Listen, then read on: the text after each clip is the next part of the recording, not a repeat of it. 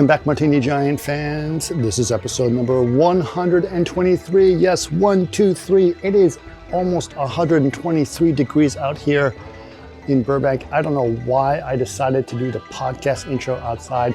I am wearing my sunglasses because if I wasn't, I would be squinting so hard from the heat and sun that is beating down on me. But we are going to suffer through this to introduce this amazing episode. Yes, the episode is what we're going to call one of our new genres that we define as corporate mythology podcasts or episodes, right? So these are films, both of these films came out in 2023. The first one is Air, directed by Ben Affleck and of course Matt Damon is also starring in it. And so it's a fabulous thing. It's basically about the Air Jordans, a really great film. And we've decided to pair that with the other 2023 film, which is Blackberry, directed by Matt Johnson. Fabulous films in different ways, and really interesting to think about this corporate, very corporate films, very much about sort of, the kind of things that are happening in products, etc., that define certain generations in a lot of ways. It's very strange to think about these things. But I know these are films that you guys never got around to necessarily seeing, which is the whole point of the podcast. And if you're going to watch one, I'm going to say watch Blackberry, because that's one of the more interesting ones. Not to say that Air isn't good. It's great. It's a lot of fun, very easygoing, very fun movie. But Blackberry definitely has something interesting going on. And I think you'll all sort of understand what I mean when you guys watch this, or just listen to the podcast, and you don't have to watch either one of them. You can just listen to the podcast. But really interesting stuff that's going on. Okay. Couple of announcements. As you guys know, I've been on a bunch of trips recently, so I haven't been able to be around to record our podcasts on Twitch, but we're trying to catch up at this point. So we've done a couple of recordings. This Saturday will be another great recording. That's going to be July 29th, and it's going to be at 3 p.m. Pacific Standard Time. And what are we going to do? Of course, the thing that everyone's anticipating, Barbenheimer or Barbie or whatever you want to talk about. Yes, we're going to talk about Oppenheimer and Barbie, two films that are in theaters right now that everyone's excited about. We have already had some discussions and many disagreements about it. It is not going to go the way that you think it's going to go. So I am very excited about that podcast and about that recording. So if you'd like to be part of that conversation, join us July 29th at 3 p.m. Pacific Standard Time. And that's going to be at twitch.tv/martini_giant.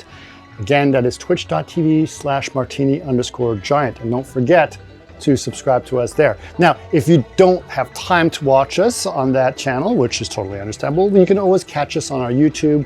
And that is youtube.com/@martinigiant. Again, that is youtube.com/@martinigiant. Be sure to like and subscribe us there. We would love that. It's something that would be very appreciated. But yeah, it's going to be very excited to talk about Oppenheimer and Barbie. We can't wait to do that. But for now, please enjoy Air and Blackberry. We are covering two movies today, and they are movies about products. These are capitalist movies. Total capitalist movies. Like, what I really love is that it's like a 40s positive uplift movie. Which one? Air. We'll get to all the Yes. details there. Like, only it's about, it's also an ad. Oh my God. It's about a product. This is amazing. It was Yeah, just but like, there was something I noticed, because I saw this twice. One Yeah. for each eye. And Yeah. the interesting thing It's is funny if you watched it on two televisions at the same time, and I split it with just a black duvetine down the middle. It's and nice, I just yeah. have to stand perfect right here. And And then I it watch almost looks both like a single movies, and I film. sync them up, so there's no lag. That's how you get some stereo effect on it. That's the stereo effect. I get a little tired. Well, you needed one for each eye because one shoe for each foot. That's right. exactly. And one mug for each hand. 600 years ago. Yeah. Yep. But the thing I noticed, well, we can get into it. We'll get into the show. I have What's some chit thoughts. chatting right now. We haven't really talked about what we're Yeah. So I'll wait because it's more in depth. Okay. But we got can some get into in-depth it. stuff coming, people. We do. Yeah. And then the other movie we're going to cover is Blackberry, which I love. I thought it was great. The thing that was very distracting for me was the Razzie Award they should give to the hair department. Oh, I know. It's hysterical. Like it's like It's the worst. wig a go in that movie. But It's I mean, hysterical. everyone wears wigs. I know that in movies, but this is just outrageous. This looked slightly purposeful. Like there was something weird, but I did notice on air that every time Matt Damon went into the office to talk to Ben Affleck, who was playing, Phil Knight, his hair was green because the color grade was wrong. Oh, right. Oh, interesting. Like every time he stood, you cut back to him, the top portion was green. It matched his shirt and the background because he was sitting on the couch. Right. That's strange. interesting. Yeah, like I put an email out to the production team just to say, kind guys, of, we what's just going want to, we just want to talk about that. And the good thing is it's on streaming. It's like they just need to adjust the new file, you can just update it. They do that all the time now. Yeah. It's It's really insane how many movies get re-released after they've been released. like in apparently theaters Spider-Man now too. Yeah, this happened with there's two different cuts of the new Spider-Verse movie playing simultaneously. What do you mean? Now. They changed something in a new cut, and not all theaters have been updated to the new cut. What? Yeah, so it's still making its way across the United States. What's the difference in the new cut? I don't know. It's something small. Watch it but be was something just- really stupid. Like we took, 34 frames off of, the second act, Yeah, exactly. 43 minutes like the director in. just won't let it He was go. about to reach for a rope and we just cut basically 34 just frames. to per tighten frame. up just a little Yeah, bit. just to tighten up. Do you know about Yes. how they embed region coding in films? No. Yes. You know what region coding is. Oh, I mean, right? I know it for like DVDs. Yeah. And it still exists, right? Mhm. So the reason one of the reasons they want to do region coding is they want to know where pirated versions come from. Oh, yeah. So they can track. Okay, it's obviously it's to control the market, but they also want to know where it comes from.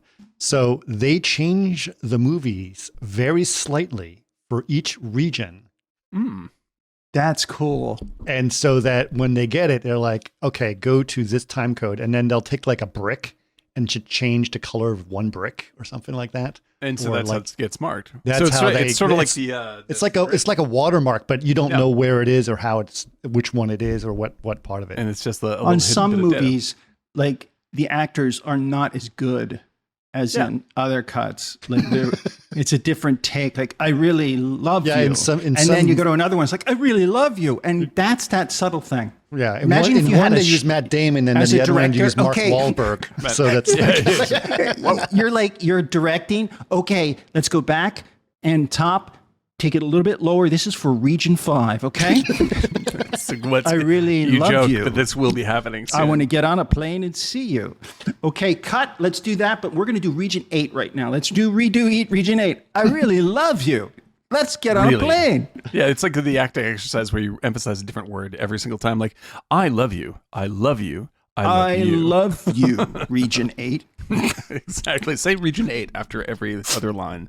Perfect. Did you hear what happened with the Barbie poster in France? No. No. It's really funny. So they're like, it's a picture of Barbie and Ken. I'm trying to think of how that's said specifically, but it says Barbie can do anything, and then in English it says and Ken, and all he can do is be Ken, right? Mhm, All he can right. do is Ken. Mhm. And so they translate that literally, right, in French, and it says all he can is Ken, right? Right. But Ken, there's a very special kind of slang in French called verlan, which is backwards. It's kind of like they're like Cockney rhyme, but it's weird, right? Mm-hmm. And so Ken in that slang means to fuck. So it's like Perfect. all she can do is her, and all he can do is fuck. That's amazing. That's beautiful. And I'm glad that it was that. Like, of course, it's that. It's not like couch or bicycle or something like that. I don't think it's an accident that they did that. That's so good. All he could do, and it's true. Yeah. It's true. You got to stay on the mic. You're moving way No, too sorry, much. no. I'm just getting comfortable. I'm just Okay, all right. There we go. You got to All stay good. on mic. Okay. All good. All right. So, should we start on Air? Yeah, let's do it. Yeah. Now, I was really looking forward to seeing Air, Mm-hmm. and it was fun. I think it's a good movie. I liked it a lot. It's good. Yeah, it was very I charming. I think the actors are fantastic, and that really makes that. I mean, they could almost do a movie about cucumbers, and it would still be okay. Yeah, no, great cast. Violet Davis. Everybody's great. And Right. I think that Ben Affleck is a really sturdy director. He is. Yeah. He is. He's not. But this movie feels very polished in terms of the acting and the Yeah, it's a good tight directing. movie. Good script, Right. funny. somewhat Jason, funny. Jason what's his name? Bateman is always, you just Terrific. put, again, the same thing. I You love should put him. out talent in front of the screen and you got it, right? Yeah. Yeah. He's great. But did you guys notice that, first of all, every single office that Michael Jordan visits Mhm. is pretty much the same matte painter.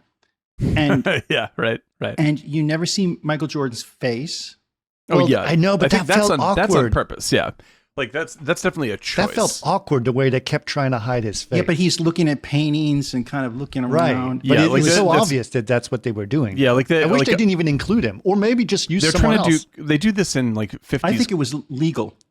That's probably part of it. Like I think that the way they're trying to play it off is like in 50s and 60s Christ movies, like Ben-Hur, for instance. Like you just see this much of Christ. You see like I can't hear you. you see this is what you see of Christ. It's like. Well, you're invisible because you left the camera. Okay. Well, anyway, that's what I mean. Is that like you see a passing glimpse of his golden hair. Right. This kind of stuff. But because they like the way that they do it, like I think that the one thing I would critique Air for professionally is that I feel like the cinematography was a little flat. Yes. And it didn't, especially in comparison to Blackberry, which has really, really tight, lively, and very flavorful cinematography. Air is more just standard streaming reportage. And so they're trying to do an arty stunt by not showing him, but they're not emphasizing it enough to look on purpose, and it looks awkward. Air felt sweet and Blackberry felt tight action. Period. Actually, Air felt like a hyper memorialized 80s, while Blackberry was really a 90s vibe. I mean, they did a great job with the art direction. Really nailed that. They really nailed that. They really part. nailed that. Like I think that, but they also like Air just literally starts with like, here's all this 80s memorabilia. They make it a selling point of the movie is the needle drops and the references and do you remember this thing and this thing and this thing and this thing? Right. And so it's it's indulging in the kitsch of what it's doing, and I think that's not necessarily bad. There's many ways to do the needle drop experience, right? And they sort of chapterize the movie with needle drops, and I think that works, and that's pretty charming. I think that the overwhelming point of the movie, though, isn't about Nike. I think it's about Ben Affleck and Matt Damon's new company, because the artistic statement of the movie is actually essentially arguing for the company they just created so they could make this movie. Like, because they just came up with this thing. They push for this their actual company called Artist Equity, I think it's called. And like this movie's philosophy is their philosophy of their new company. And so I think that really it uses Nike as an advertising pivot, but really it's really an artistic manifesto movie about their new company. And I think that's actually what's going on, because the way they want to interact with streaming, the way they want to pay their actors, the way all that stuff, that's everything they talk about and advertise in the movie. That's what this is. That's exactly what they did this for. And so it's sort of like it's an interesting movie in that, like, for me, it's kind of I think Michael Jordan is of course amazing, and as you know, like, I'm not a sports guy, but the guys he's just an incredible legend. So it's good to do this, but this is about Nike, and Nike I have very mixed feelings about as a company. So it's weird that they use something like Nike to make a artistic statement about their new art production company when Nike is like they're not exactly the most moral company in the world. So it's a little bit of a tricky metaphor they're laying up, and they turned it into a pretty good movie. But I was just like, this is kind of complicated, and in a way that I'm not sure if they really want. Sure. Yeah. Okay. I mean, look, first of all, Nike does dynamic company. Okay. We all agree on that. They are such a big employer of children around the world. Exactly. Who build That's their my sweatpants, who do all the really detailed work on their sneakers. And they're busy. Those kids have to go to, they're in Muslim conversion camps. But imagine. Then they have to leave the conversion camps, go to work, and then come back. So imagine how much 401k they're going to have when you start when you start working at the age of 6. Your 401k is huge. We don't know. Martini Giant does not know of Nike's business practices in producing their shoes. We have suspicions. None of this is fact. This is also. Are you now worried legally? I hope I didn't put you guys in a spot. But yeah, I think that because Matt Damon is a very outspoken left-wing advocate for teachers groups and stuff like this, and he largely works with studios like what's it called? Anyway, there's a film studio that is very focused on social rights issues and stuff like that, and that's the kind of stuff that he does. And I was just like, these guys are both really sports guys, and it's weird for them to sort of turn a little bit of a blind eye towards what I have always perceived Nike as slightly more problematic than the kinds of stuff that Damon associates himself with. Sure. It's just It's just like the movie is sort of fun and loose enough for me to go, what the fuck is this thing? This is weird. It's enjoyable, but it's a really pro company movie from a very, very left wing guy, and it felt just sort of strange. It's a good movie. I like the movie, but in the context of making it and what it means for them, I was just a little confused. I don't think it's necessarily bad, but I was like, if there's a weird off flavor to it, I think that might, for me, that was it. Yeah. Well, they couldn't necessarily make it negative because then they couldn't be using that shoe behind me. Exactly. Yeah. They couldn't say, don't worry, we'll get them done cheap. By sending it all off to Honestly, Philippines. For me, I think it's more about Michael Jordan. They just love Michael Jordan. Oh, I think they absolutely do. And that's 100%. it, and they probably that's why the Phil Knight character is a little bit questionable in the show. Mm-hmm. Because he does stuff where it's just, he just comes across as a little bit goofier and egocentric, and as opposed to the Matt Damon character. Yeah. But they did try to introduce some flaws in Matt Damon's character pretty quickly. But but not. But they don't go anywhere with it. Like his whole gambling that's thing. Right. They don't. Yeah. They just say, "Hey, man, he takes risks." I'm like, well, that's not usually the statement you make with gamblers. Yeah. Hey, he's a risky guy. Yeah. Also, maybe an alcoholic. Also, maybe may lose his house. Yeah. But movie. I think that's it. No matter where you're coming from in this movie, I think there's just a little touch of is this the most appropriate way to have hit this note? Because you're hitting it pretty well, and it is really fun. But because of the context of what they're showing me, I'm like, okay. It's a little off-brand and a little bit weird and very much a big ad. It's totally an ad for Nike. It's totally an ad for them, which I actually appreciate, and I like their statement. But in their tone, the tone of the movie is very sort of no consequences. I mean, there's no bad guys in this. There's no bad guys. Not at all. It's a little. Well, there strange, are. The Germans are always the bad guys, which is pretty funny. That's my favorite dialogue in the entire movie. It's just Nuremberg, really? Nuremberg? That was pretty good. Yeah, no hard criticism. I didn't know that about Adidas. Adolf. Oh, yeah. His name is Adolf. I didn't know they call him Adi. Yeah. Yeah. Yep. But the other one that was funny is did you ever see, do you know what's his name? Fluber? He's a German comedian, and he's hilarious stand-up comedian, and he was talking to Conan because he's always on Conan, and Conan just loves him, and he's like He says, in the United States, whenever we have bad guys, they're always German. What about in Germany? What do you do? Also Germans. Also Germans. And he goes, really? He goes, yes. Have you read our Wikipedia page? Yeah, that's good.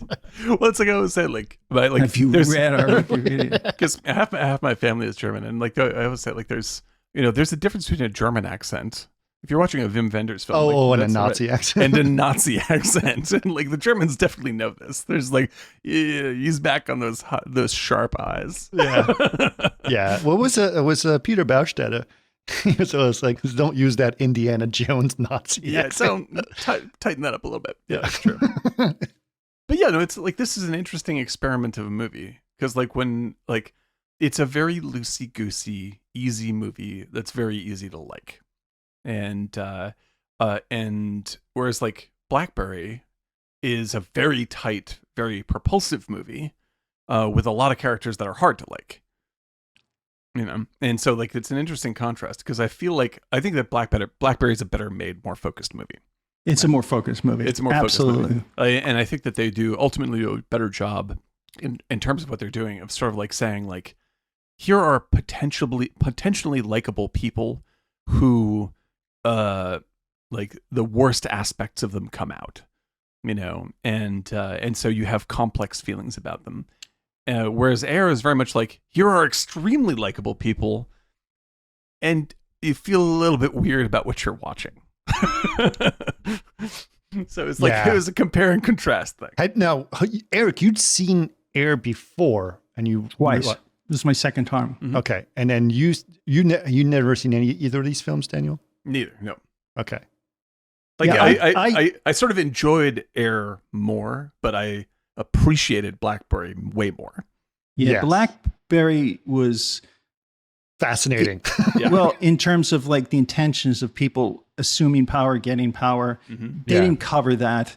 It was a very feel good and safe movie. Yes, and I think it was safe on. It was just meant to be sentimental and more like, hey, you loved him. This is the real story behind him, in case you didn't know. Right. And that's what it was. That's what the movie was. Yep. And I do feel like the stuff like you don't see his face. It's got to be legal. And I also noticed something. Then why bother? There's got to be a way around it because it felt so. They have to have him in the scene signing papers. No, but still. Really? Also, the thing I noticed is that Peter Guber is one of the producers.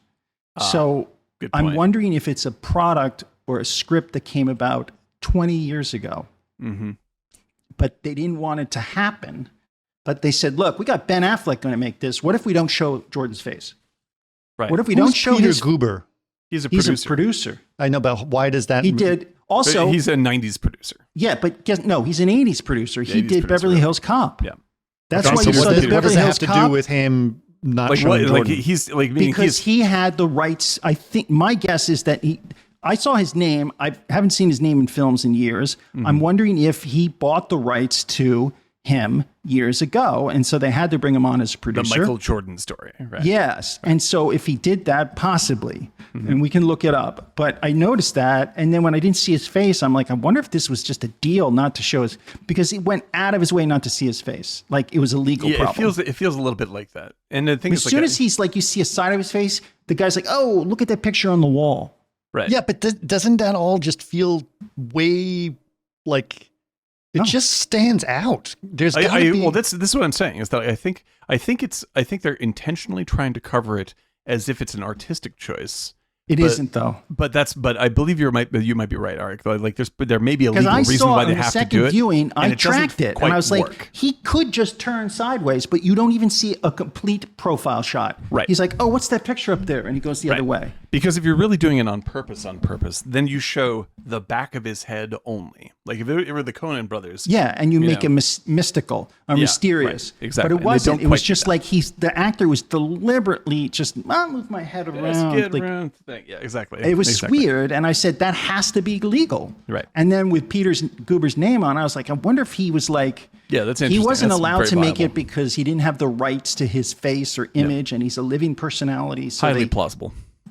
So they had to do it this way. Right. No, I think that's why I felt like the movie was just kind of like that. It was a little bit pieced together. It was great acting I love Jason Yeah. Bateman. Yeah, It was he's great. well It's great. made. Damon's it's fun great. I love film. him. Yeah. But it just was. It's curious. It was no edges. It was all smooth and you know. to be fair, like I like a good no edges movie, and this is definitely one of those. Like I actually, so all my weird feelings about it have really nothing to do with the watching experience. Like I enjoyed the movie very much. It's a really good movie, and I liked everybody in it. Yeah, it's really, and it's a very easy, soft movie. It's and just the that music, all the needle drops, so fun. Like it's fun. It's a super fun, like By the way, well-made. I really think Ben Affleck loves the Violent Femmes because they did two or three of them songs in a row. Yeah, it's true. For the Femmes, and I was like, "There's gotta be." Yeah, exactly. But like, at the same time, and maybe it's just like I know too much about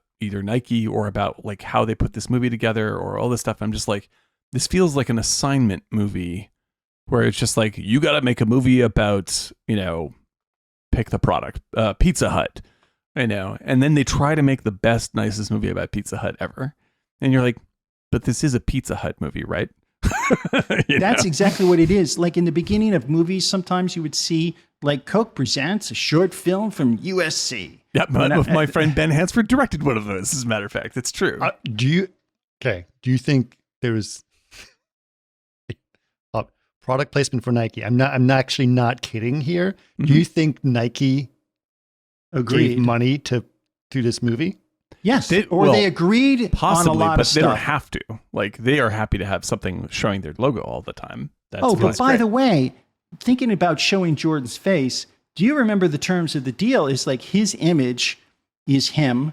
That's the whole thing with they were talking about, and that's why they wanted equity. A shoe's just a shoe. A film's just a film until you put Michael Jordan in it. But you see his likeness and image is different. It was just something weird about it. Yeah, I agree. And it made it not natural, but it was a great film. It was, it is what it is. I have no criticism. The other really one was great because at least it got into the human character and the obsessiveness of that lead tech guy. Yeah, it was super cool. well made. Super well made. Great. I was surprised. I heard that Blackberry was a good film, but I was like, I'm a tech geek, right? Yeah. And it's funny because I heard it like the people at The Verge were excited. And I knew a lot of those stories because I follow The Verge all the time. I just remember watching that downward spiral of Blackberry, what happened there. Oh, it's very like they were right to make a comedy out of this thing.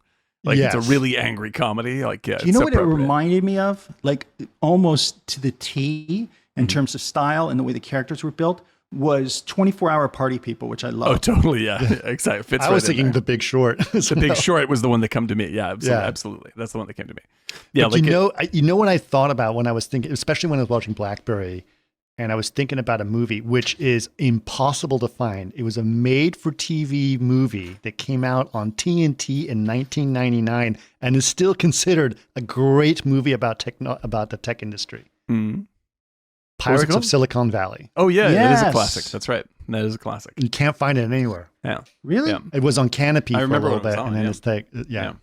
But yeah, like that's the thing is like because even Fincher tried to make a film about Steve Jobs, and it was not that good. Was it Fincher who made it? No, it's not Fincher. No, that's that. In fact, it's actually Danny Boyle. Danny Boyle did that movie. And the Jobs movie? The Jobs movie. And like I am not a giant Danny Boyle fan. That's one of my one of the things I sort of break with regular film nerds on is like I really like him as a person, and I love that he's super experimental. Trainspotting is a great film. Trainspotting is a great film. All the other most of 28 Days Later is a great film. The rest is just horrible. Yeah, I just the don't. Beach. Yeah, I just don't get him. It just doesn't click with me. I get that it works for a lot of people, so I'm not gonna like slam on people for liking him. But I'm just like, it doesn't work for me. And Jobs was the same thing. I was just like, this feels like it should be a great movie, and it isn't.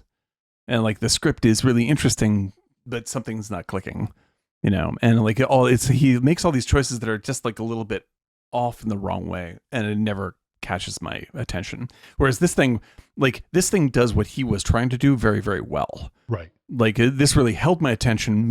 I was invested in the characters, at least in watching them. Right. Like it was like what it was more like. It's more like an ant. Like when you have like an ant colony toy, Like when you're just like, wow, they're just tearing each other to shreds in there over that thing.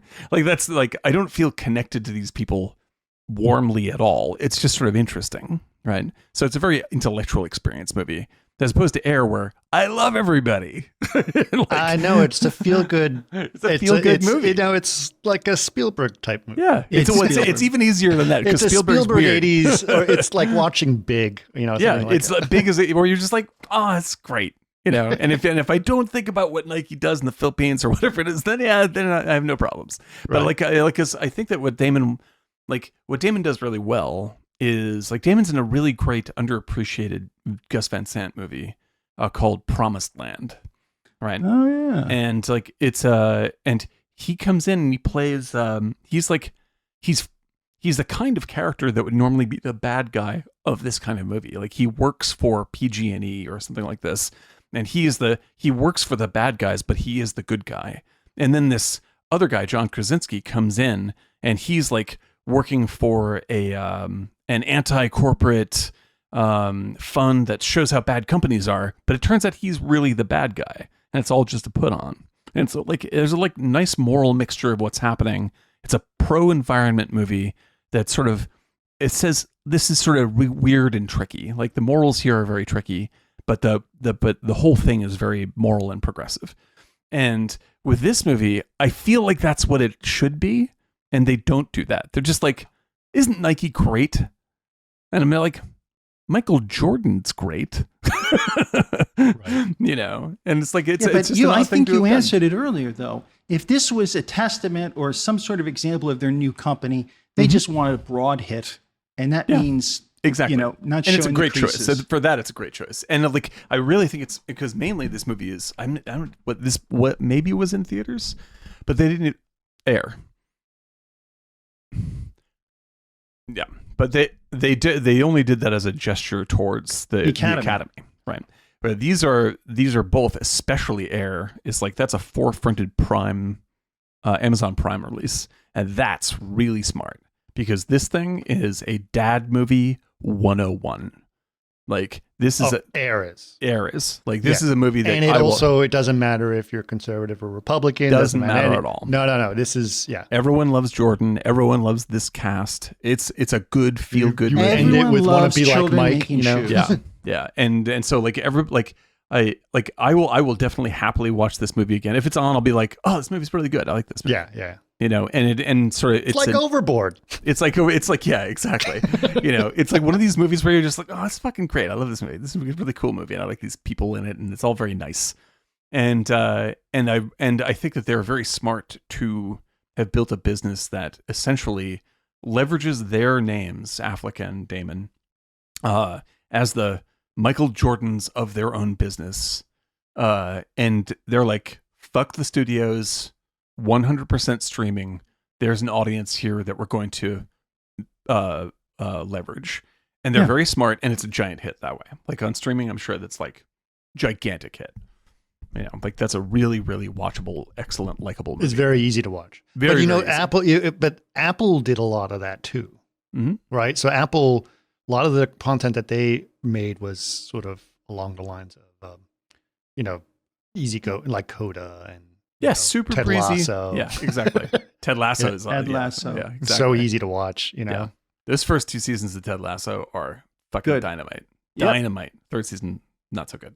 But All right. Really? second, Should we first- talk second, first about thing. what this is another thing that's unusual for Martine John. These are 2 movies that are literally just almost freshly out of theaters and That's they're true. very new, right? Mhm. They've only been out maybe a month or less.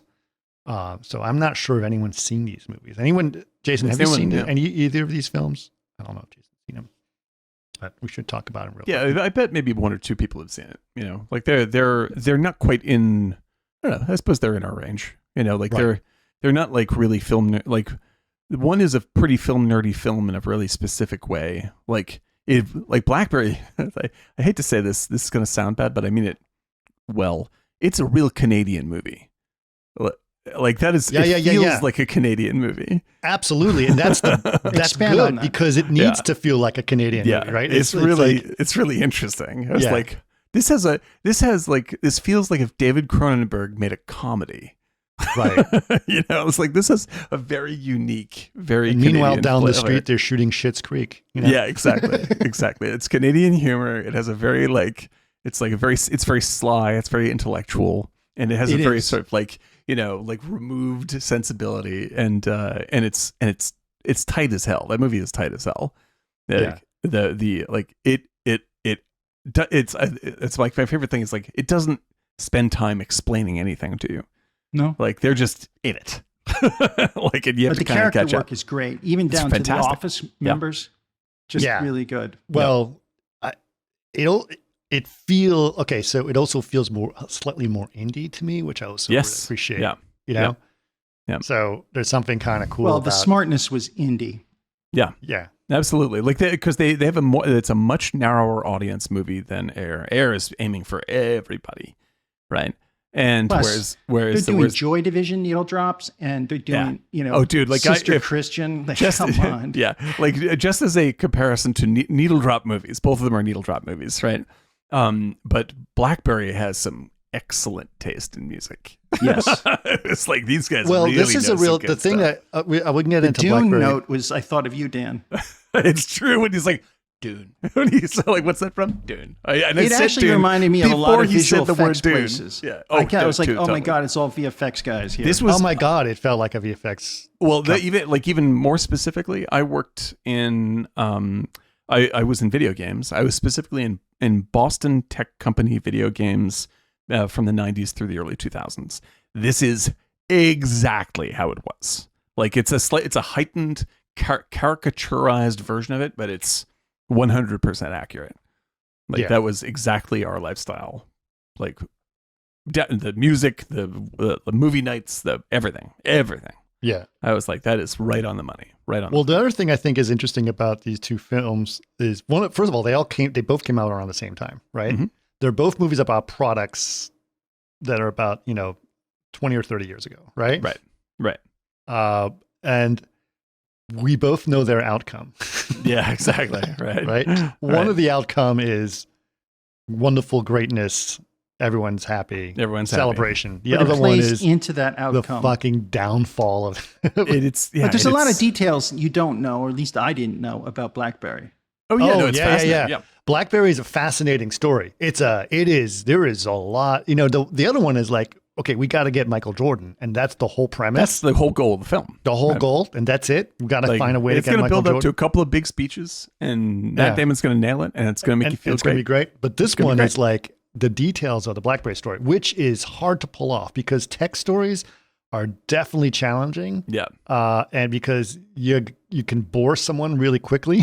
Yeah, absolutely. And they're very sharp at delivering these things. It's very speedy informational delivery. Right. And it's all like clipped and funny. Like they don't waste time. But it does in some areas, like the SEC coming along, it wasn't fully explained what the structure, how it happened. Right. That made him sell out the boss. They just sort of hammer through that stuff. Yeah. Exactly. Like and just like, why would he do that? And this is what I was going to point out. It's like each of these movies could use a little bit of the other. Like if I were to be really critical of them, I would say it would be great because I think that Blackberry has some characterization in there that if I felt a little bit more invested in, it would have had a more social network level of yes, and that was the SEC bit. Why did the techie dude turn on the Harvard dude? Right. In a way, because social network is a very effective emotional story. Like it's an incredibly tight, focused emotional story that is also techie. Whereas this is simply a interesting techie movie, and like I don't care about the characters literally at all. They're just entertaining. Like their actors are doing a the great only job. guy you really care for is the headband guy. Oh yeah, it's a likable guy, right? And he wins in the end, more or less. He wins in the end. But he says the thing about we'll get into that one in a second. Let's go one by one. The other thing is like I said, we all know the outcome of these films, so or the products, so we pretty much know where the movie's going to go. It's a so spoiling this is really not spoiling it at all. Okay, everybody, Nike dies. Sorry. Yeah, Nike dies. Yeah, they don't do the Air Jordan. And this is the story of how Michael Jordan was hit by an asteroid.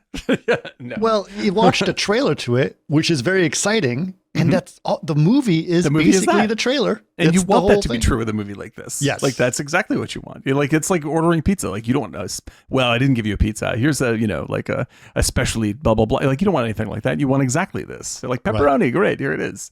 Yeah. But it is really, really good. And especially like, I think that Affleck does a bang up job as being like slightly funny. He doesn't oversell himself because he's directing the movie.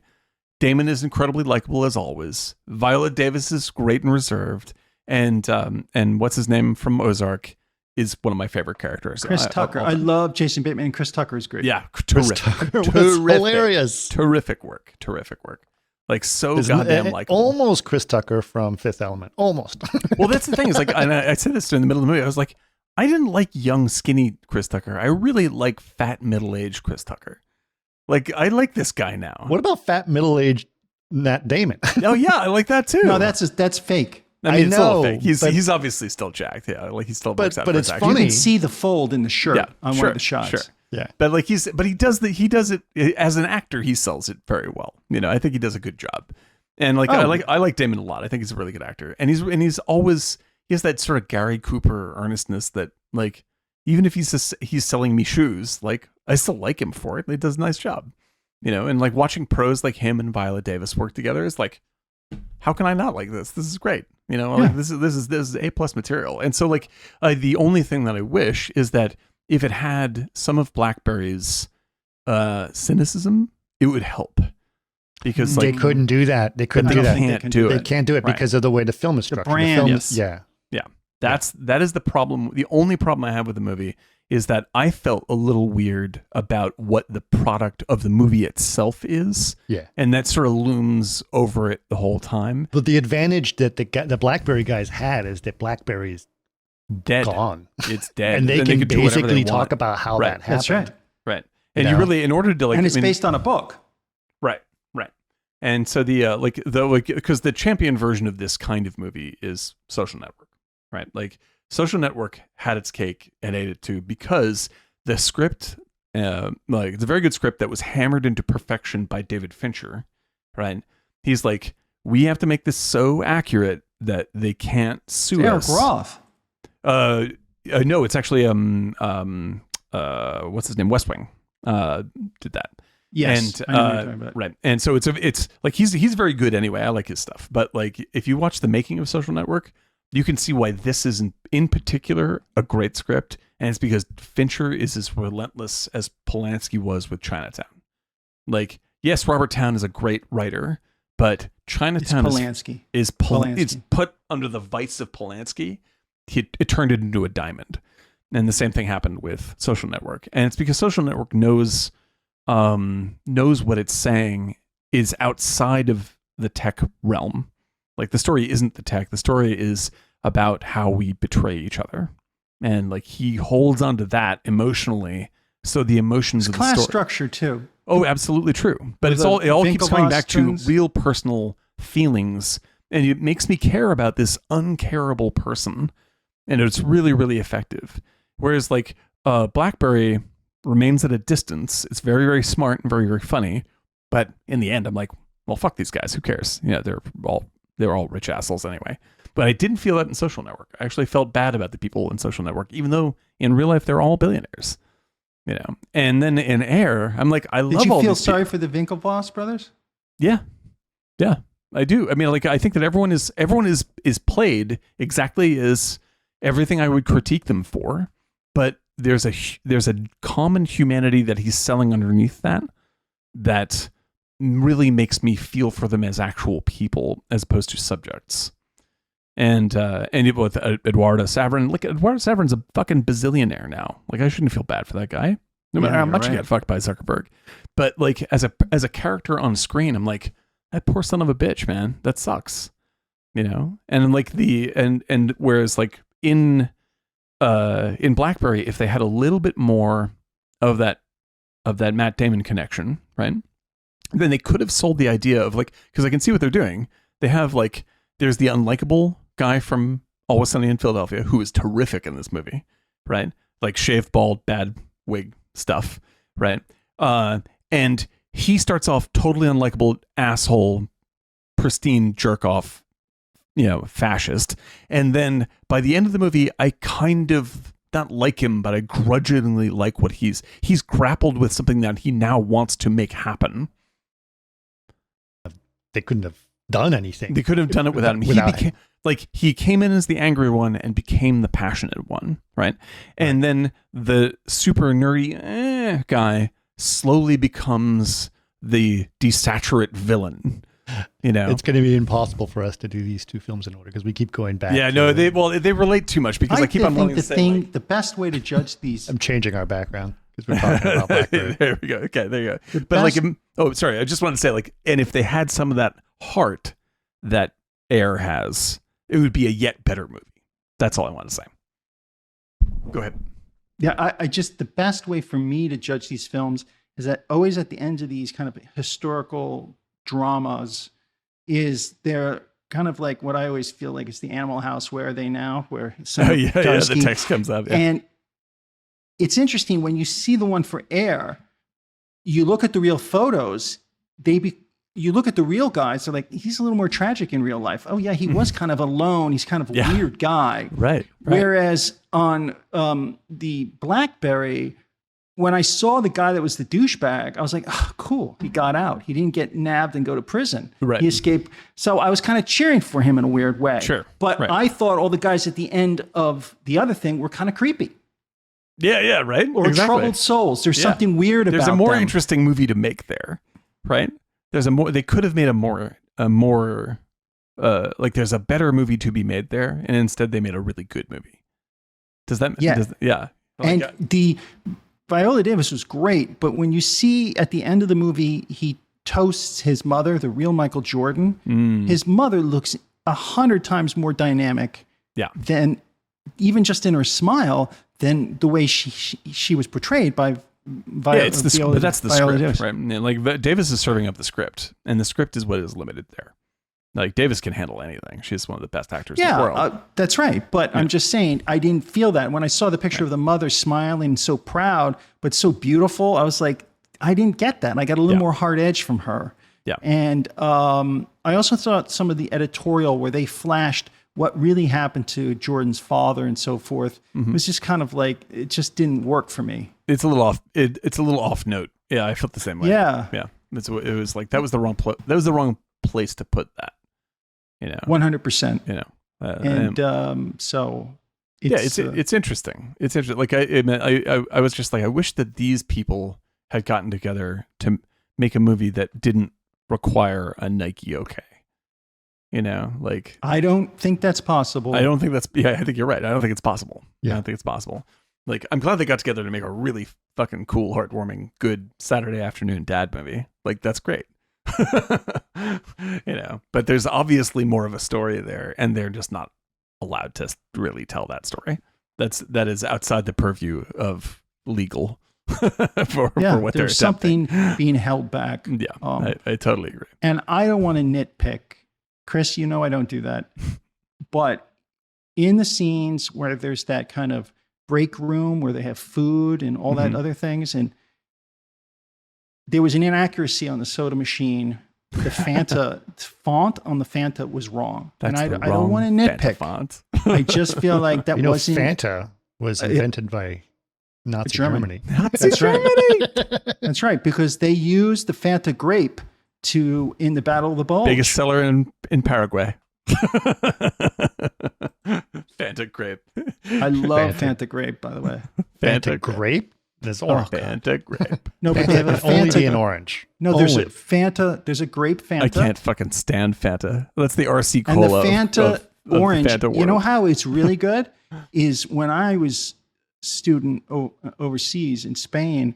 I remember Fanta y Naranja. I used to have vodka and Fanta, and I loved it. Okay, that might work, but only because I'm drunk. Fanta do you remember Orangina started to do an ad?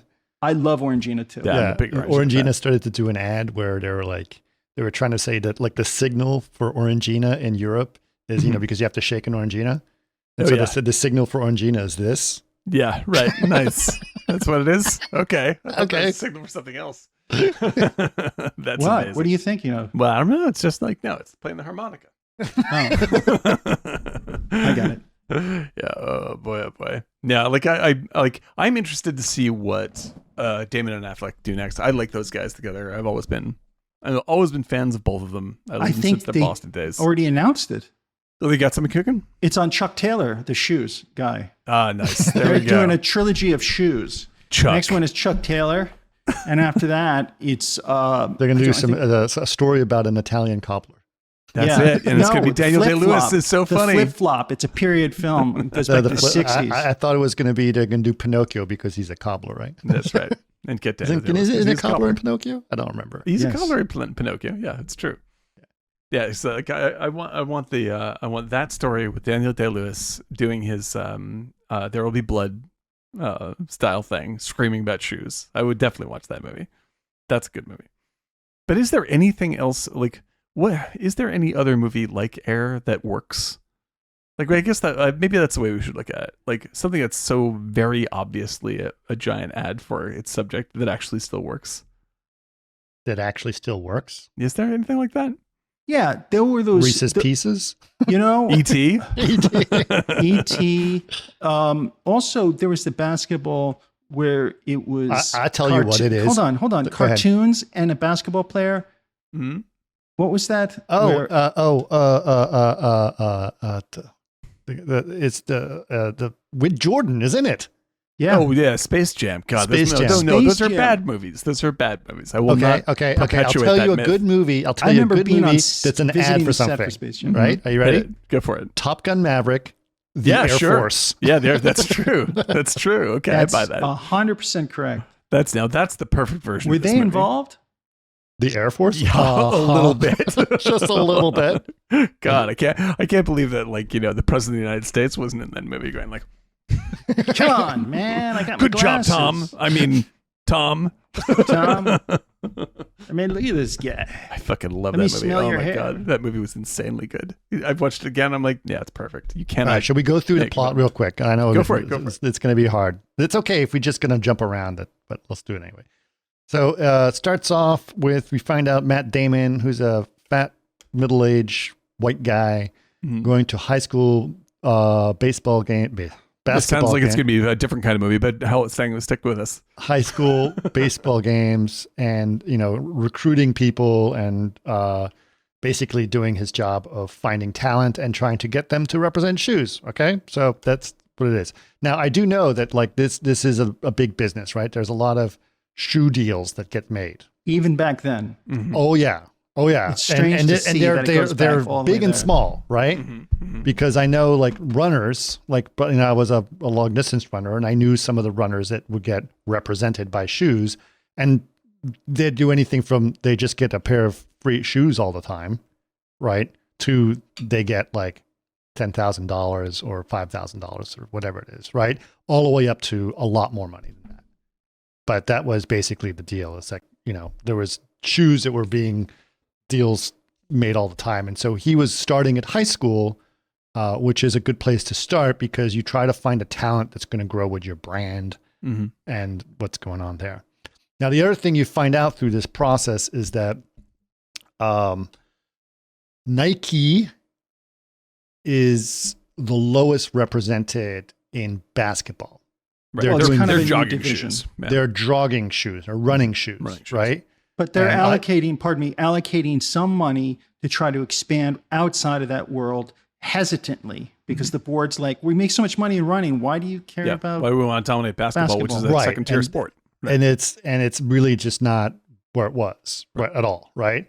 And so they're a $1 billion company, big company, right? But they're allocating some money towards the sport, and they're going through a marketing meeting where they're trying to figure out, okay, we have a budget of $250,000 for a year. Who are we're going to find 3 players that we can recruit or get to wear our brand to distribute that $250,000 for a shoe deal, right? And it's not a lot of money. Now, their big competition in the basketball world, they only own like 17% of the basketball world or something like that, right? In terms of shoes. The big ones are Adidas and Converse, right? And Adidas is Thank you. huge. It's a huge company, German-based. And Converse is like Chuck Taylor's and all that stuff. And they were big in basketball at that time, right? And so they hired Matt Damon as the basketball guy, but he's, that all he's doing is basketball. But apparently he's pretty talented at what he does, according to the movie. And that he's like, I got to do something. They also found out he's a gambler. And the only reason... Not a Kenny Rogers type, but... Yeah, not he knows not when to fold him. He doesn't know when to fold Yeah, them. No. right. He doesn't know. He doesn't That's really one know. thing he does. He holds them the whole time. By the way, original title of the screenplay. in terms of casting, when he cashes out his money first before he goes to the whatever roulette thing or whatever, Right. that woman who was counting his money and he's placing his orders was perfect casting. She was looked right on the. Yeah, she is exactly right. like somebody at that time who would be In Vegas. At in a bookie Vegas place. as an employee. It was just like, wow, that is great, great spot casting. on. Spot on. It's true. You remember that woman with the hair? I do. Beat that Scorsese. That's all I can say about that scene. I do remember, we were in Vegas at some point, Dominic's not here. and we were at Across the some street? I don't know. crappy casino downtown, not at the Strip, but downtown Vegas, right near and we. It was like the afternoon. I don't know what we were doing. We were just hanging around, like looking for craps table, whatever. And you know how the waitresses come by to give you drinks, right? If you're gambling only, right? You get free drinks if you're gambling. But the waitress, their outfits were supposed to be like cheerleader outfits, right? Okay. But the problem was that the waitresses were basically one of them was like 65-year-old larger woman stuffed into a cheerleader outfit. Yeah, no, that'd be like me in that same situation. That'd be bad news. Nobody wants to see that. Are you guys gamblers? No. I've gambled, but I'm just not a. I've been to priority Vegas to a me. couple times. I just do slot machines if I do it, but Oh, I hate gambling. I hate slot machines. It's all the ladies with the blue hair. I love it. That's good. No, it's good. It's good. I just see the blue-haired ladies wearing, flip flops and just stuffing $20 bills into slot machines. It just makes me very sad. I got lucky on a slot machine when we first went. Nancy's here. I lost some money, and then I found a coin at the bottom of a slot, and I put it in, and I won like $1,230 or something. That's amazing, dude. That's crazy. Yeah. That's great. That's nice. Yeah, I've been to Vegas a lot. I don't like Vegas. No, it's horrible. It's really it bothers me. I get a little claustrophobic. It's the pit of despair. Yeah. and it's the sad. air conditioning. As you annoys say, me. Eric, it's the death of hope. Death of hope. Death Note. The last two times I've been, I enjoyed myself mainly because nobody was there at all. It was me and my son went there, and we just walked around during the day. It was just totally fucking empty. It was COVID empty, and I was like, "This is like we're on a set for Vegas." Like it's not even like nobody's there at all. It's just, it's just like you say, Eric, the death of hope. But ironically, everyone's going there with so much hope. Yeah, with hope. Yeah, no, don't do that. yeah. It's bad for you. It's bad for you, exactly.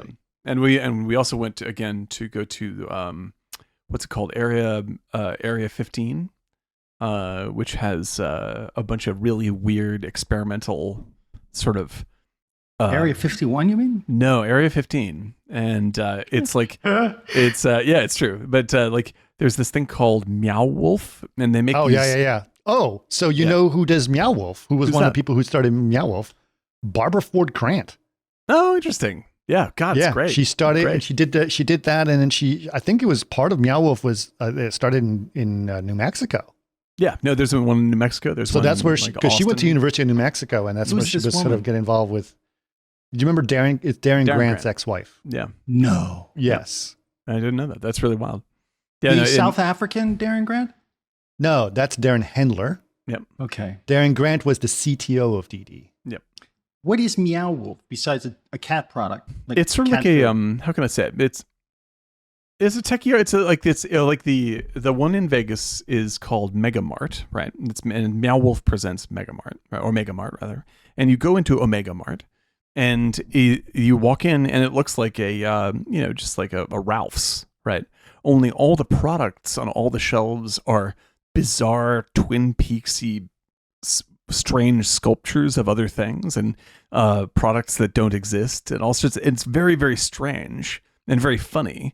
right? And you can buy all of it, and a lot of it is real food and real whatever, but it's just like, it's very weird, right? And then if you keep on walking around, you find like doorways into this other space behind it, which is like this alien invasion strange story where you climb through tunnels and all this. It's a weird exhibit, and it's unbelievably fun. It's really beautiful and really fun.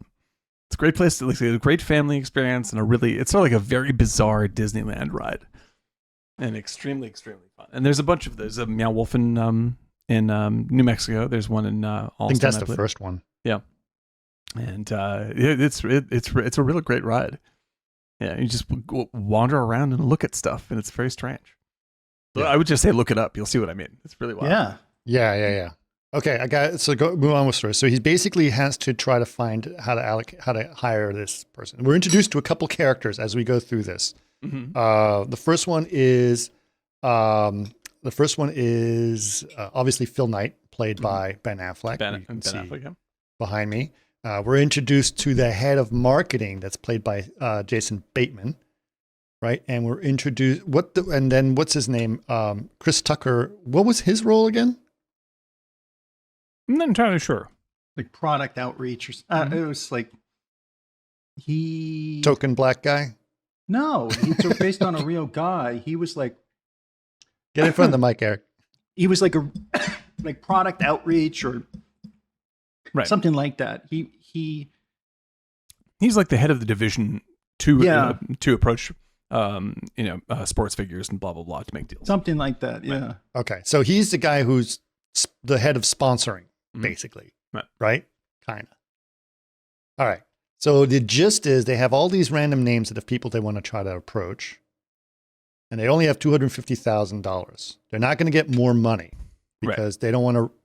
They don't feel the board specifically, because remember there is a board, will not approve them sort of doing that, right? Mm-hmm. Because they know that they can't risk that much money on basketball because it's not a sure thing. So the risk that Matt Damon proposes for them is they take, instead of allocating it to 3 people, they all put it in on Michael Jordan. Right. Put all your chips on one spot. Michael Jordan is still in college. He's not 18. He's 18 years old. They know he's hot. They know he's important.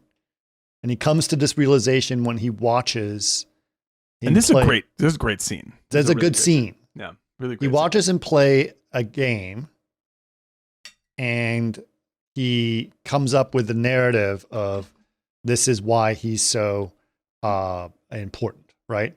This is why, oh my God. Okay, so I have to say, you guys keep going down and eating. It looks like you guys are blowing each other constantly. We can't be doing that. We're not in the same place. We're just trying to simulate it for people. It's like, you're talking. Eric, you keep going down into your lap, and you keep going down into his lap. It depends on whether, maybe you could set the cameras up so it makes the simulation is a little more accurate. That's all I'm saying. Crazy how it's hard to film you guys. Hey, dude, I'm pre-diabetic. I get my well, you guys are just eating constantly during the podcast. That's the way it goes. It's like, that's the timing. And then I hear the clinking of the thing of Eric's bowl. We need to have a glass with ice in it so we can still sound like we're in a little jazz bar instead of like a cafeteria.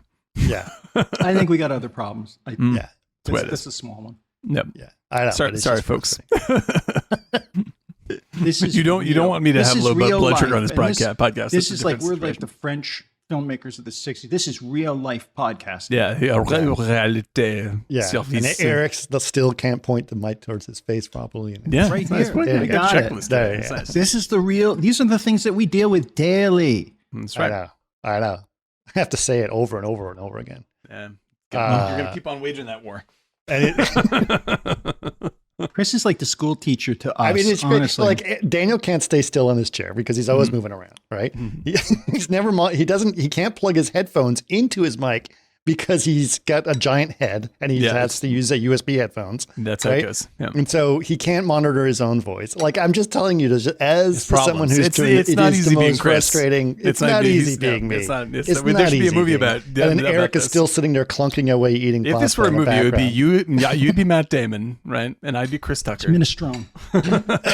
Clink, clink, clink, clink, clink. Hey, it's tough. That's That's it. I think jazz quintet in the background, mix some mice, and it's all going to sound natural again. You'll see. It's good. All right. Yeah. Yeah. I feel like what's the name? Jim Bassoletti from yeah. It's like, God damn Blackberry. What the fuck you guys doing? Get in here. And I'm like, you bet. Mm-hmm. True. Okay. So where was I? They decide to put all the money into that. Now the problem is they're not going to get him because everyone else is courting him, especially Converse and Adidas. Right? Adidas, yeah. Adidas. And so that is a problem. So Matt Damon decides to call his Michael Jordan's agent, and Michael Jordan's agent and him are friends, and he's like, no way you're going to get him. Don't even bother. Right. So what does he do? He goes to visit. Yeah, don't go to visit the mother. Goes to visit the mother. Visit the mother. Right. Mother clearly runs the deals. Right. That's the premise here. Right. That's what you learn. So she becomes a very powerful figure in this whole process.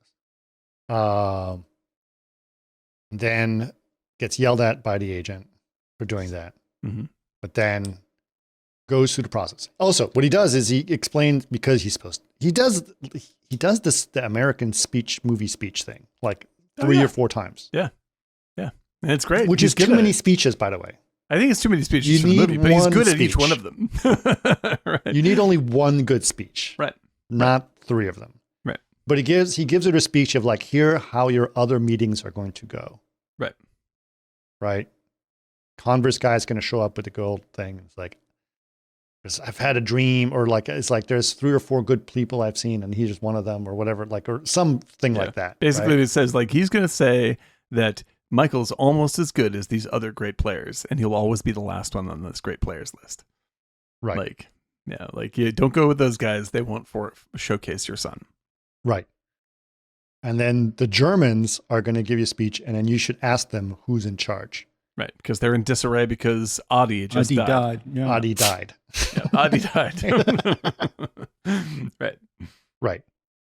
And his name is actually Adolf. Yep. And he has ties to the He was in Hitler Youth. He was in Hitler Youth. That's so crazy. Yeah, some of us have a past, and some of us were Nazis. Yeah. He's like, well, we'll check in with him at Nuremberg. He's like, Nuremberg. Yeah, I mean, it's great. Like this. Okay, so this is we pick a lot on this. Or we're picking a lot on this movie. This is like watching a celebrity softball tournament. You're just like, yeah, it's fun. Like the whole thing is simply fun. Simply fun. Right. So that's basically the premise. So he explains that. Meanwhile, they, try to figure out like what the shoe. That's another thing they try. Mm-hmm. Like, what's the shoe? Now, Phil Knight goes along with it, but he's hesitant and worried. Right. But he's got I don't know why he's so hesitant and worried. I guess they have to have some kind of stakes in the game. Well, he's like, the idea is that he has made his big risks early, and now he's become a very protective player. Yeah, because he's already done the big. He's already a $1 billion company, and so now he's playing it really, really safe. And the argument in the movie is like, there's no time to play it safe ever. No time is the appropriate time to play it safe, and it's all about like, it's kind of a gambling endorsement movie, which is weird the way they frame it.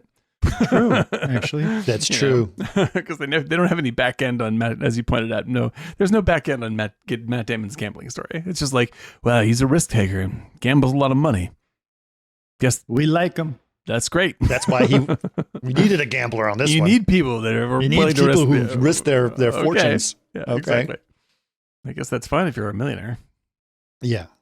So anyway, so what was so then they decide to look at the guy who designed the shoe, which I thought this was going to be weird, but nope, it's just as another cool guy who designed the shoe. Yep. Right.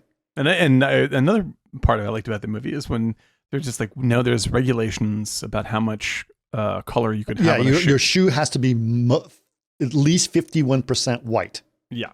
Right. At least 51% white, or you'll get fined by the NBA. And they don't. I think that actually happened. It really did happen. Yeah, I think that really happened. right? And they're like, we're gonna fuck it, we're gonna flood this thing with color, and we'll pay the $50,000 fee per game. Yeah, we'll pay the fines. Fuck it, and it's all gonna be advertising for us. And I think that there's a little bit of a note. They don't hit it particularly hard, but of just like the 51% white thing comes into play at the end with Jordan being like, I have to be a part of this company. I need to make money off of the shoe because I am the shoe. Like I'm not. And there's 50% white. Yeah, like also 51% white. 51 exactly. So like essentially, it's like your company's got to be at least 5% black. And because he's like, this is about if I'm going to sell this shoe to poor kids who like from a community I care about, like I got to be able to take this money and put it back into that community. And you're not going to do it. I'm going to do it.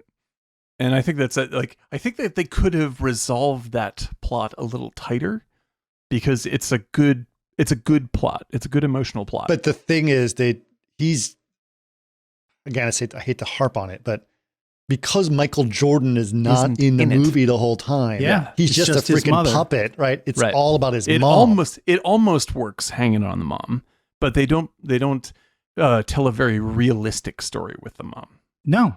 Like they let her be an icon, and I think that they should have gone a little deeper, as Eric was describing. Like there's something more interesting to do with that. But it's a movie played safe because I'm wondering if it was just a blessing to get the script or be able 100%. To shoot it. Yeah, I think you're right. And whatever they want, don't shoot Michael's face. Okay, we'll figure that out. We'll come close. We'll come as legally close as possible. Right. Yeah. But yeah, so like they have great talent playing. I mean, like Viola Davis already said it, like as the mom, and they focus on making the deal with the mom and whether she's gonna go with the other companies or go with them. And so designing the shoe is essentially about designing something that plays to the appreciation of Michael that the mom has. Like she sees the future, and her best speech is when she's like, "Is it an overbearing mom that's who's proud of her son, or am I an appropriate reflection of his love and enthusiasm for the game?" And so it puts it back on Damon for his test. Essentially, in the end, is like, how much do you really mean your speech? What was the fine? 5,000. 5,000 a game. So $1986, which is a lot. Yeah, it's a lot. Adds up. Right. Yeah, $1986 is a lot. That's a lot. Right. Yeah. And seeing as though they're talking about like because they play, 20 games? How many games they play at least? Yeah, something like that. Yeah, more.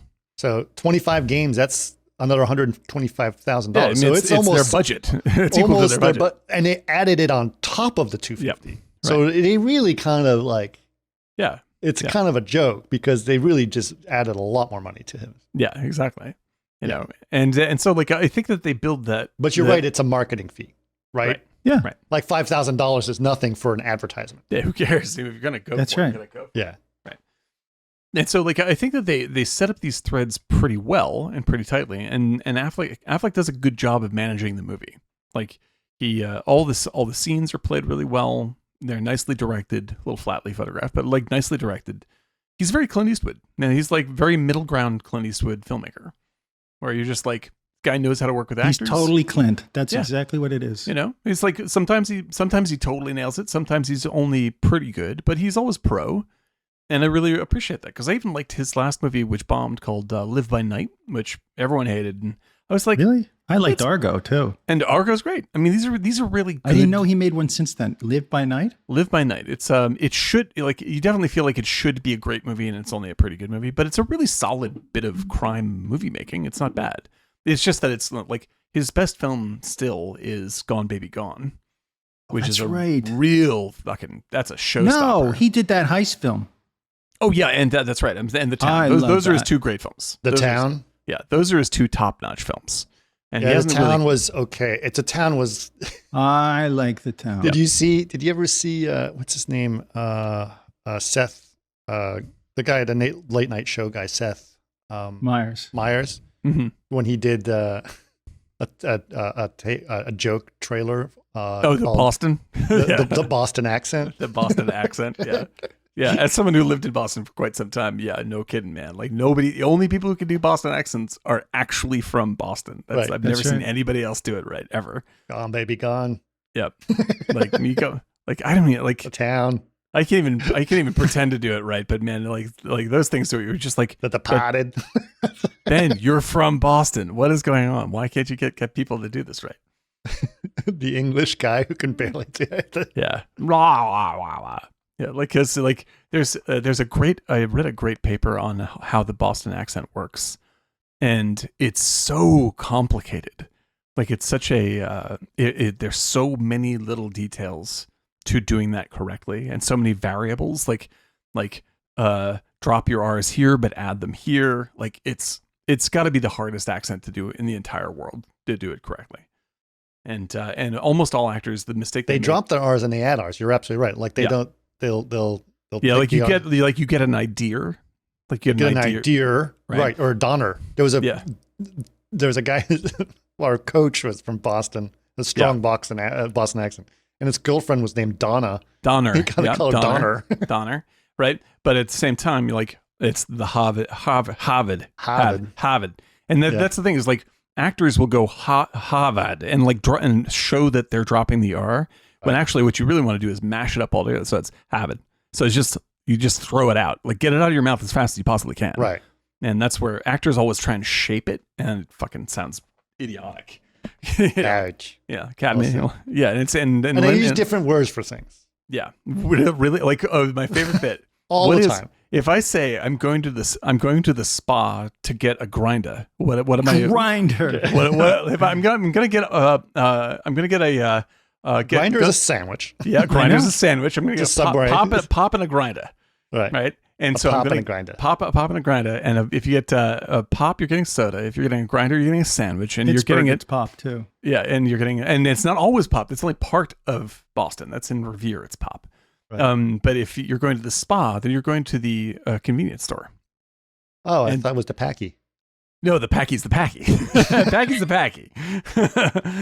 And so, like if you memorize all of that stuff and all the little details and can mush it up in your mouth really fast and throw it out, then you can do it. But I've only seen maybe one time. Like the best Boston accent ever in a film outside of Damon himself. Damon does it flawlessly, obviously. Marky Mark does a good one. Yes. Is Casey Affleck. Way better than like he's Casey. Such a great actor. Bam! Like Casey is perfect. Especially when he does the donuts. The Dunkin' Donuts. Dunkin' Donuts. Like, you want some vanilla nut taps? What? Nut taps! I'm not smoking, Mark. I'm not smoking, Mark. What was the other one? Talking about putting Jimmy's on his ice cream. It's like, oh, it's fucking it's a Jimmy. Jimmy's, those are sprinkles. I know. Jimmy's. No one ever calls it Jimmy's except for people from Boston. I don't know. Jimmy's. It was Jimmy's when I grew up. Jimmy's. Yeah, get some Jimmy's on that. Jimmy's on that. I can't even do it. Like, man, like I have to be doing a Boston accent. I have to be around people from Boston for Dave at least Carlson an hour. Is really then good I can about do that it. stuff. Yeah, but it takes forever. It takes forever. It takes forever. The best. Right. You guys remember Dave Carlson, obviously. You know Dave Carlson. Yeah, of course, yeah. Yep. Dave Carlson can do a perfect Nick Offerman because he's got the same voice as him. Yeah, it's the same kind of yeah. And so I was like, you sound just like him. You kind of look like him too. And he never heard of Nick Offerman. This is a long time ago before Nick Offerman. What are you saying? And so he was doing Nick Offerman was doing a bit, I think, on one of the late night shows where he was reading tweets from young female celebrities. That's funny. And it was something from like Britney Spears tweets, "Can't stop eating walnuts." Right? And he just did this in this Nick Offerman way, which is very funny. And so I said, you just looked like, and he's like, really? And he looked at that and he's like, oh my God. And apparently he said for a week, he would go in a mirror and he looked at himself in the mirror and say, "Can't stop eating walnuts." It's so good. I love it. Like my favorite Nick Offerman from Parks and Recreation is when there's the cult that thinks it's the end of the world. And so he starts profiting on selling them flutes for their ceremony. Right. And he's talking to one of the main characters, and emotional moment comes. She's like, "Oh, can I give you a hug?" And he goes, "Normally I would say no, but seeing as though it's the end of the world, still no."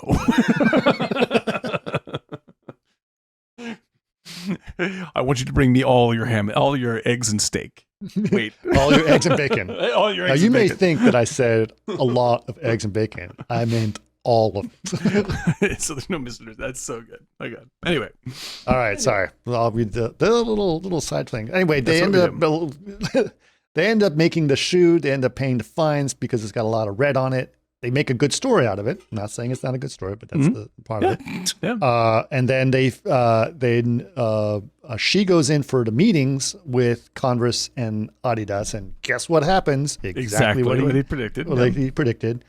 And then they are going to come to Nike for the meeting. So they're prepping for the meeting of when he's going to show up, right? They have to get all their mother and Michael Jordan's mother and father and the back of Michael Jordan's head. So it's 2.5. Yeah. Right. Yeah. Right. So they go to the what was it? Sorry, I'm thinking about it. So they're prepping for the meeting, right? And they have to get all their ducks in a row. They have the shoes got to be done in time, the prototype of the shoe. And then the marketing presentation has to be all put together of what they're going to do. And then they also tell Phil Knight that he needs to show up 7 minutes late. Right. To look pro. I'm pro. so busy but this is very important. So I left my busy schedule. I'm sorry I'm a little bit late, but this is We're a billion-dollar company. Right. Which is funny because he gives that speech in it, that's one of my favorite moments. That is Affleck really funny. really sells it. It's so funny. So he's like, no, I don't. I'm going to be there for the whole meeting. It's like, no. It's like you got to show up late. You look desperate if you show up on time. You're so busy, but you're still going to be able to make this meeting because it's very important to you, right? And so when he shows up, yeah. So when he actually does show up at a meeting, he goes, "I'm really sorry. I run a really expensive company, but I'm here I just want to make sure you know very important deal, and this I wouldn't miss it. I just deal, and I wanted to be here for this." And I'm like, okay. So good. Anyway. Yeah. That's some good business, man. Yeah. Like I said, every actor in this movie playing to their strengths. Right. Yeah. And does and batting it out of the very small park. I love it when good actors do bad acting. Oh, it's funny as hell. It's funny as hell. And it's great. Like Ben Affleck does a really nice job in this movie of like making himself look like a foolish asshole all the time. Right. And so like he's always sort of underselling himself, and it makes everything else he does very acceptable and good. Like he's directing the movie, and he's not going to like put himself in the position to like give the big meaningful speech. By the way, on the viewings that I had when they show right before the parents come, they show Affleck running and having a moment, and it was like he was running in Brentwood, and it was just a reshoot. Yeah, right. Where was this? Right. It was like towards the end of the film. Oh, at the end of the movie when he's on the track? No, he's no. Well, Affleck. Ben Affleck.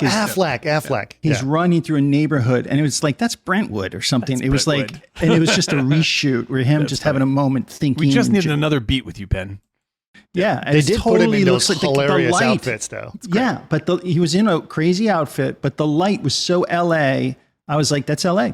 Yeah, that's definitely right. 100%. There's no reason to shoot these pickups. They could have shot him in Portland. It had a little bit of a Portland light to it. Yeah, maybe definitely rainy. No, it was a sunny. That you could tell by the trees. This is why it stood out. They were like the you could see the ficus trees and the light. Right. The shadows of palm trees on them. The California look. There are very few filmmakers that can ever, like when David Fincher shot Seven and it looked for all the world like Chicago. That's one of the greatest achievements. He added in film. rain away, and he also painted everything in totally desaturated colors. Yeah, like he had whole buildings repainted to look like shit. And I'm just like, that's the only way to do it. Otherwise, where was it shot? In LA? It was downtown LA. Yeah, and it looks great. They do a terrific job. But that's the thing. The light is just so 70s distinctive. And if you grew up on 70s television and films, you're like, that's LA. It's Chips. You're watching Chips. Oh, hey, Ponch John. That's right. And did you ever watch Emergency? Of course. KMG 365. That was the responder call for them. I love that damn show. I based an entire TV pitch on Emergency. That's great. Deeply love that show. Great show. Rockford Files is still my favorite. That's a good show. Emergency's not a good I have show, the box but set. Rockford Jimmy Files is a Rock great was show. my favorite show, and Rockford Files and Columbo, like as good today as they ever were back then. yes, they are. Yeah, perfect shows. Because All they're right, good actors. They're Yes. very subdued actors, but they're always consistent. Yeah, Much like some of the actors I did not appreciate Falk until later in life. And through the Cassavetes stuff. he is terrific, man. Yeah, I through, fell in love with Poison Falk from Desire. Columbo and then The In-Laws. Yeah, In-Laws. Shell, you were So good. fantastic. So- Really? I Serpentine, didn't know Serpentine. Yeah. Oh my God, the two of them. Yeah, I didn't I Shell, didn't know you who were Alan fantastic. Arkin was until I was like 28. Oh, Yep. In-Laws, man. We talked about my favorite is still one of my favorites is Little Miss Sunshine. Oh, he's terrific in that. Yeah, that's one of his great bits. Yeah, for me, it's The In-Laws. In-Laws is great. I love him. I'm a huge fan. Oh, one of them. So I Married an Axe Murderer. as So well. he's great in that. You spaghetti bending. Was that too racial? I'm sorry. I didn't mean too much to. on the racial slur. Yeah. Oh my God, he's so funny. So good. Oh, okay. Yeah. Yeah, dude. But I'm a huge fan. I don't know if we ever covered it. Catch-22 is one of my Yeah. favorite movies. Like You mentioned that before. love that. Yeah, that is a truly brilliant film, and I don't know why it's not appreciated as the masterpiece that it is. Incredible film. And he's amazing in it. All But right. still in the shadow of MASH. Yes. In the shadow of man. In the shadow of MASH. The Jamie Farr story. Does anyone get my after MASH jokes? I don't know. I don't think they do. Yeah. What was I? Okay. What was the next part?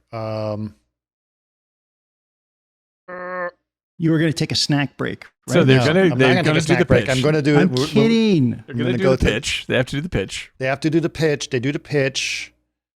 They arrive. They do the marketing pitch, which is a video, right? Yeah. Of playing, and it is Dull. dull, Yeah. What was the song? dull, and Yeah. the music was like so dated. And Yeah. And you can see that Matt Damon sees that this is not working. this is not working. Right. Right. You know, like all the everything about the pitch is just kind of clumsy, a little awkward. They play a video, like it's not working. Jordan doesn't want to be there, and which shows in that you don't see him. His at all. back of his head doesn't want Right. to be there. And he did, and it clearly Jordan. So the other big thing is like he doesn't really Nike is definitely his last choice, Hmm. right? And he also wants a car. And he wants a car. Yeah, he Right. wants that whatever it is. He wants that Red blah, blah, blah. Mercedes Yeah. convertible, red Right. convertible as well as part Right. of his deal. Because he's 18, you know. Because Makes he's sense. 18. Right. Yeah. And so all that leads up to Matt Damon interrupts the video.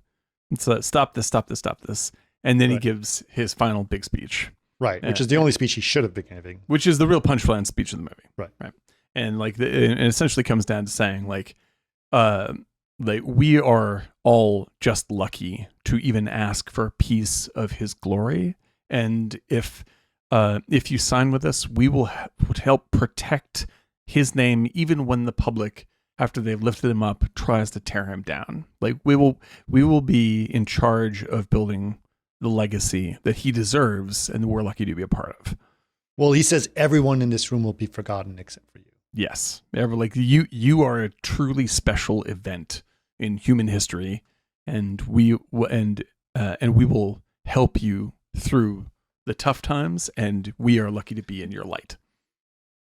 And there, Which and is it's- more than the Germans. well, everyone else is Converse saying guys. you're lucky to be with us, Right. and Matt Damon's saying we're lucky to be with you.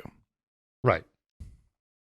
You know? And so they gave him the 250. But to get to that point where they actually believed him was hard. Mhm. I mean, Right. he took a huge risk because he went to go see Jordan's family, and you're not supposed to do that. Yeah. And like I really like what they set up nicely. My favorite bit of setup in the movie is essentially the thematic thematic layup they do is with Damon watching Jordan be the secret punchline of the game that he's in. Like Jordan makes this amazing shot, and everyone's like, "Oh yeah, but that was just because they had to throw right. it to him, right?" And Damon's watching it over and over again. He's like, "No, this is all planned. This is a planned play. Right. Like this is a coordinated play." Because they were supposed to give it to other people. He's the secret weapon of that team. Right.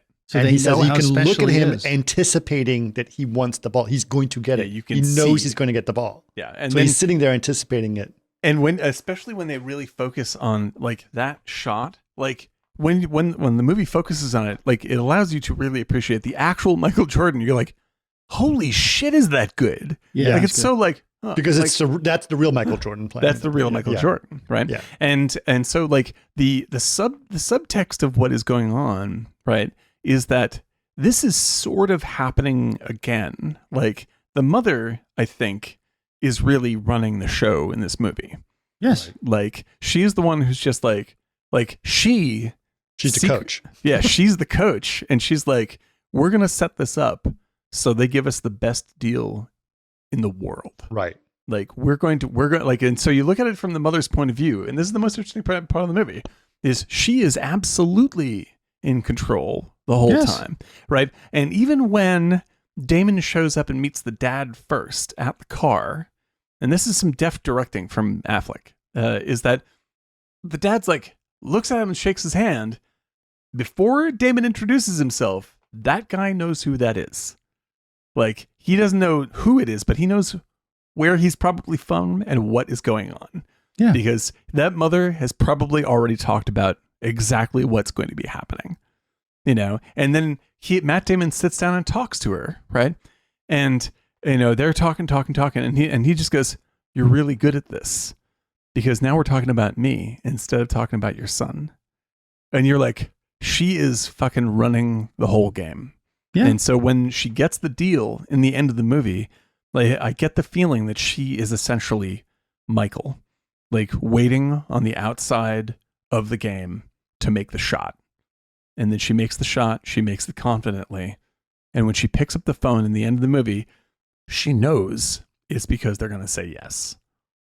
And I think that this is easily the subtlest, most interesting aspect of this movie. Right. That really bring it home for me. Like, I mean, like, again, like there's things to pick on in this movie and sort of the meta text of this movie, like the making a movie about like advertises Nike is a little bit wild.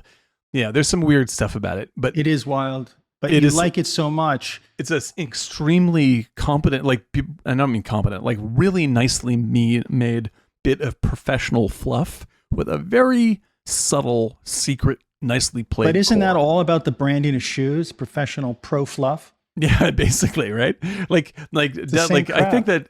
that Affleck is made fun of in the press all the time, and he is Really? actually a very Smart guy. subtle, smart guy, and he knows how to butter this bread so you appreciate toast. He Like- knows how his toast is toasted Yep. and how his cheese is melted. Yep, it's very true. Like, I mean, this is as simple as a sandwich as you can possibly order. But I believe it's called a grinder. Grinder. it's a grinder. It's exactly. If you're going to get a grinder. grinder at the spa, Right. this is about as simple as it gets. Ben Affleck knows how to get a good grinder. Exactly.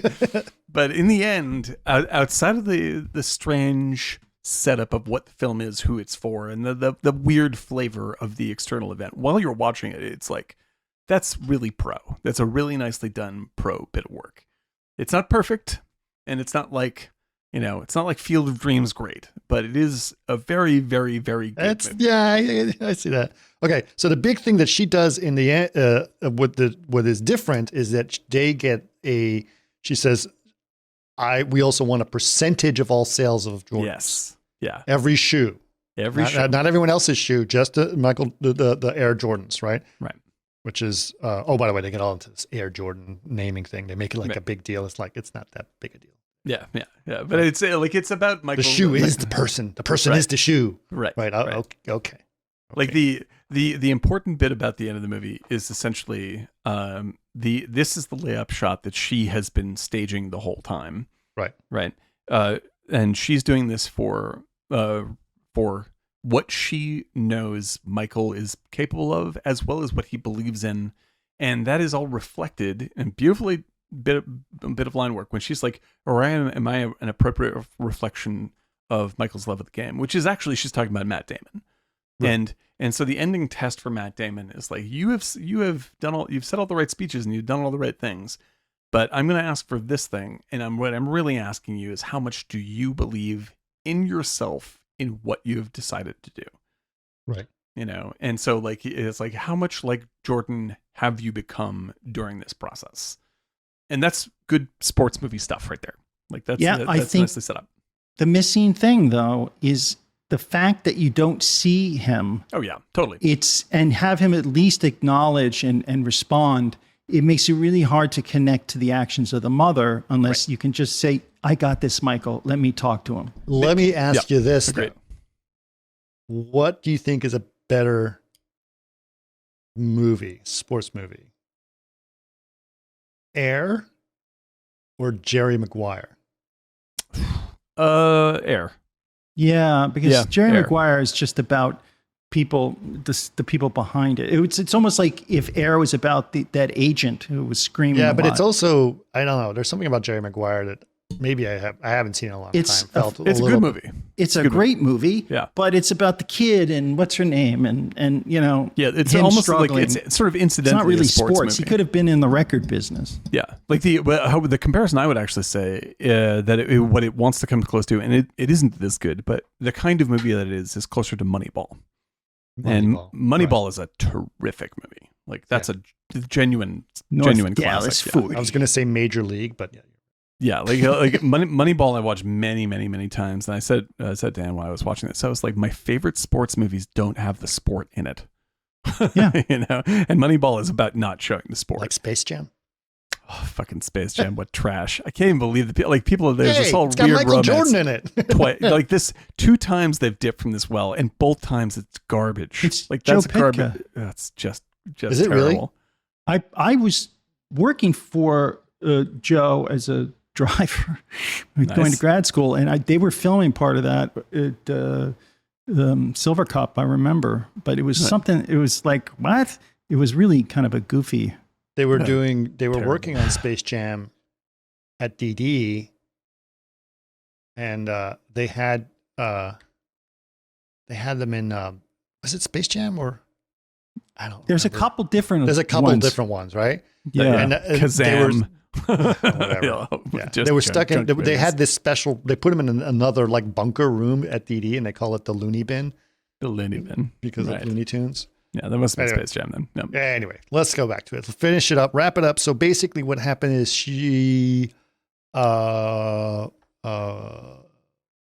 get, the other big thing is to get the percentage of the shoe, right? Yep. So he really gets a pretty darn good deal. Oh, it's gigantic. And it's in like, it's a world changing deal in that particular sphere. Right. Right. And so, and the thing is like 10% of the shoes that are sold. And this is where it gets into the territory of what Damon and Affleck are talking about in terms of owning things. Of their own company. Artistic ownership of the product is important to them. And I agree with them. I totally agree with them. And so like the movie's just a movie until Matt Damon is in it. Exactly. And like that is the ultimate point of the movie, and where I really agree with them. And I think that's the most interesting, smartest version of that story. That they're sort of secretly telling in this, and it compensates for the fact that I'm also watching a Nike ad 24/7. You know, yeah. Yes, I think that like it's particularly sharp of them to talk about this now, like writer's strike time. You know, as to who's making the goddamn money, right? These days, like the writers are the ones who are making the money for the billionaires. Can we talk about that at some point tonight before we get off the air? Sure. About what? The writer's strike? Yeah, we can talk about it. Of course we can talk about it. That's very appropriate to it. But I want to finish, just chop it up.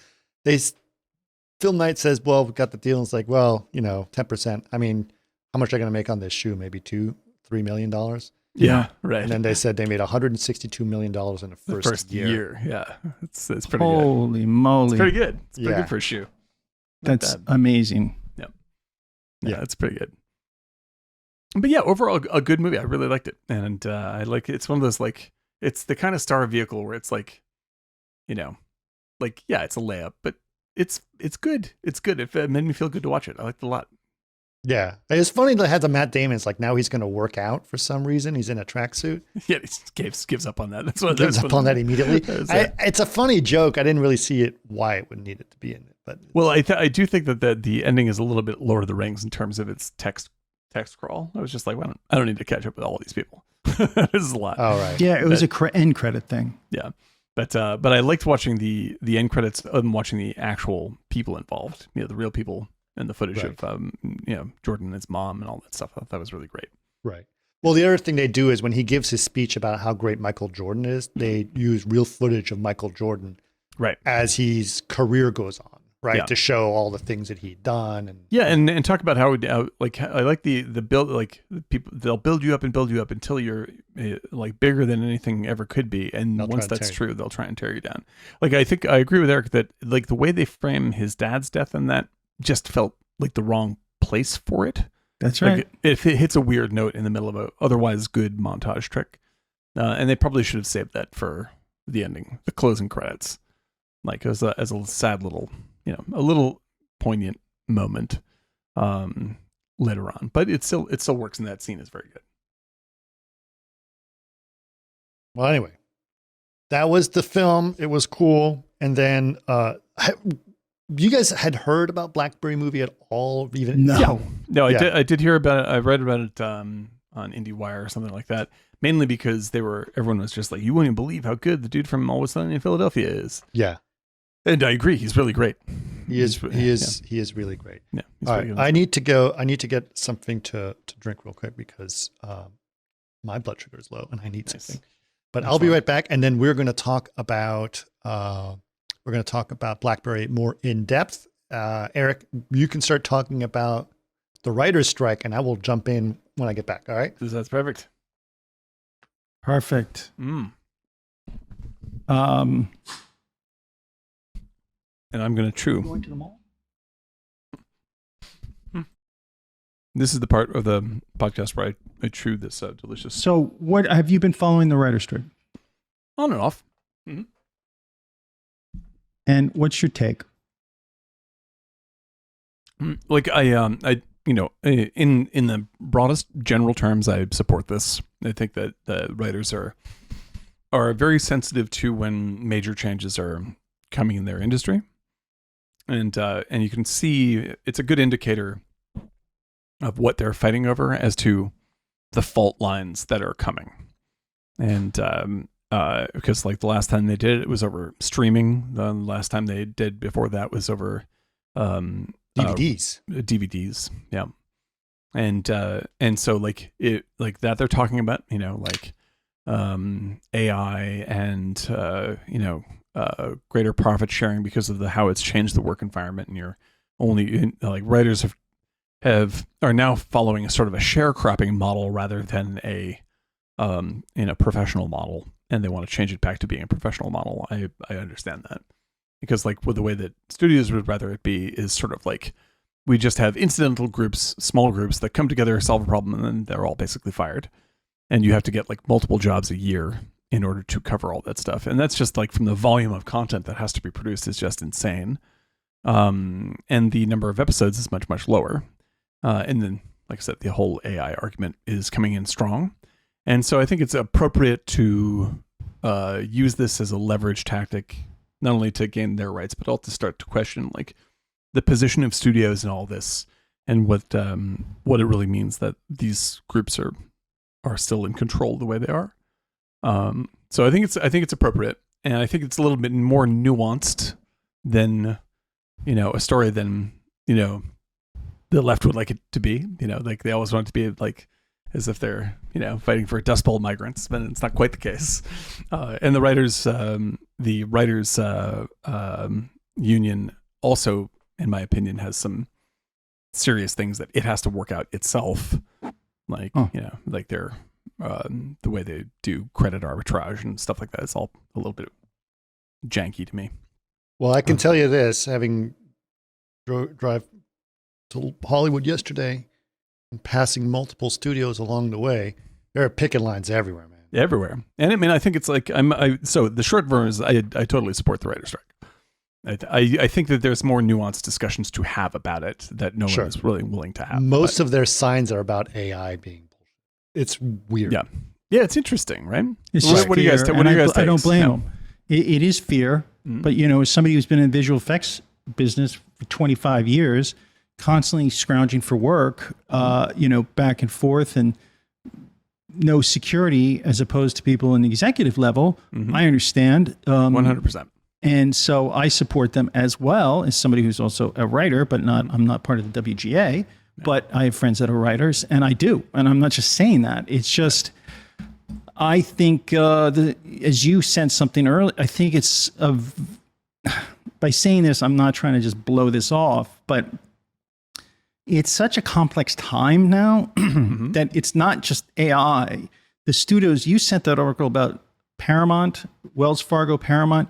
I mean, both sides are losing something. So it's not just it's bad shape. The wound is deep than just the people on the picket lines. Like I was talking about it with Donna as well. She was like, I sent her that article, and it's like, oh, she goes, I was talking to a guy at Paramount, and it's like, did you see this article? So your article went to me, went to Donna, went to someone at Paramount. By the way, Wells Fargo, just so you know, like the analysts at banks like Wells Warner Fargo.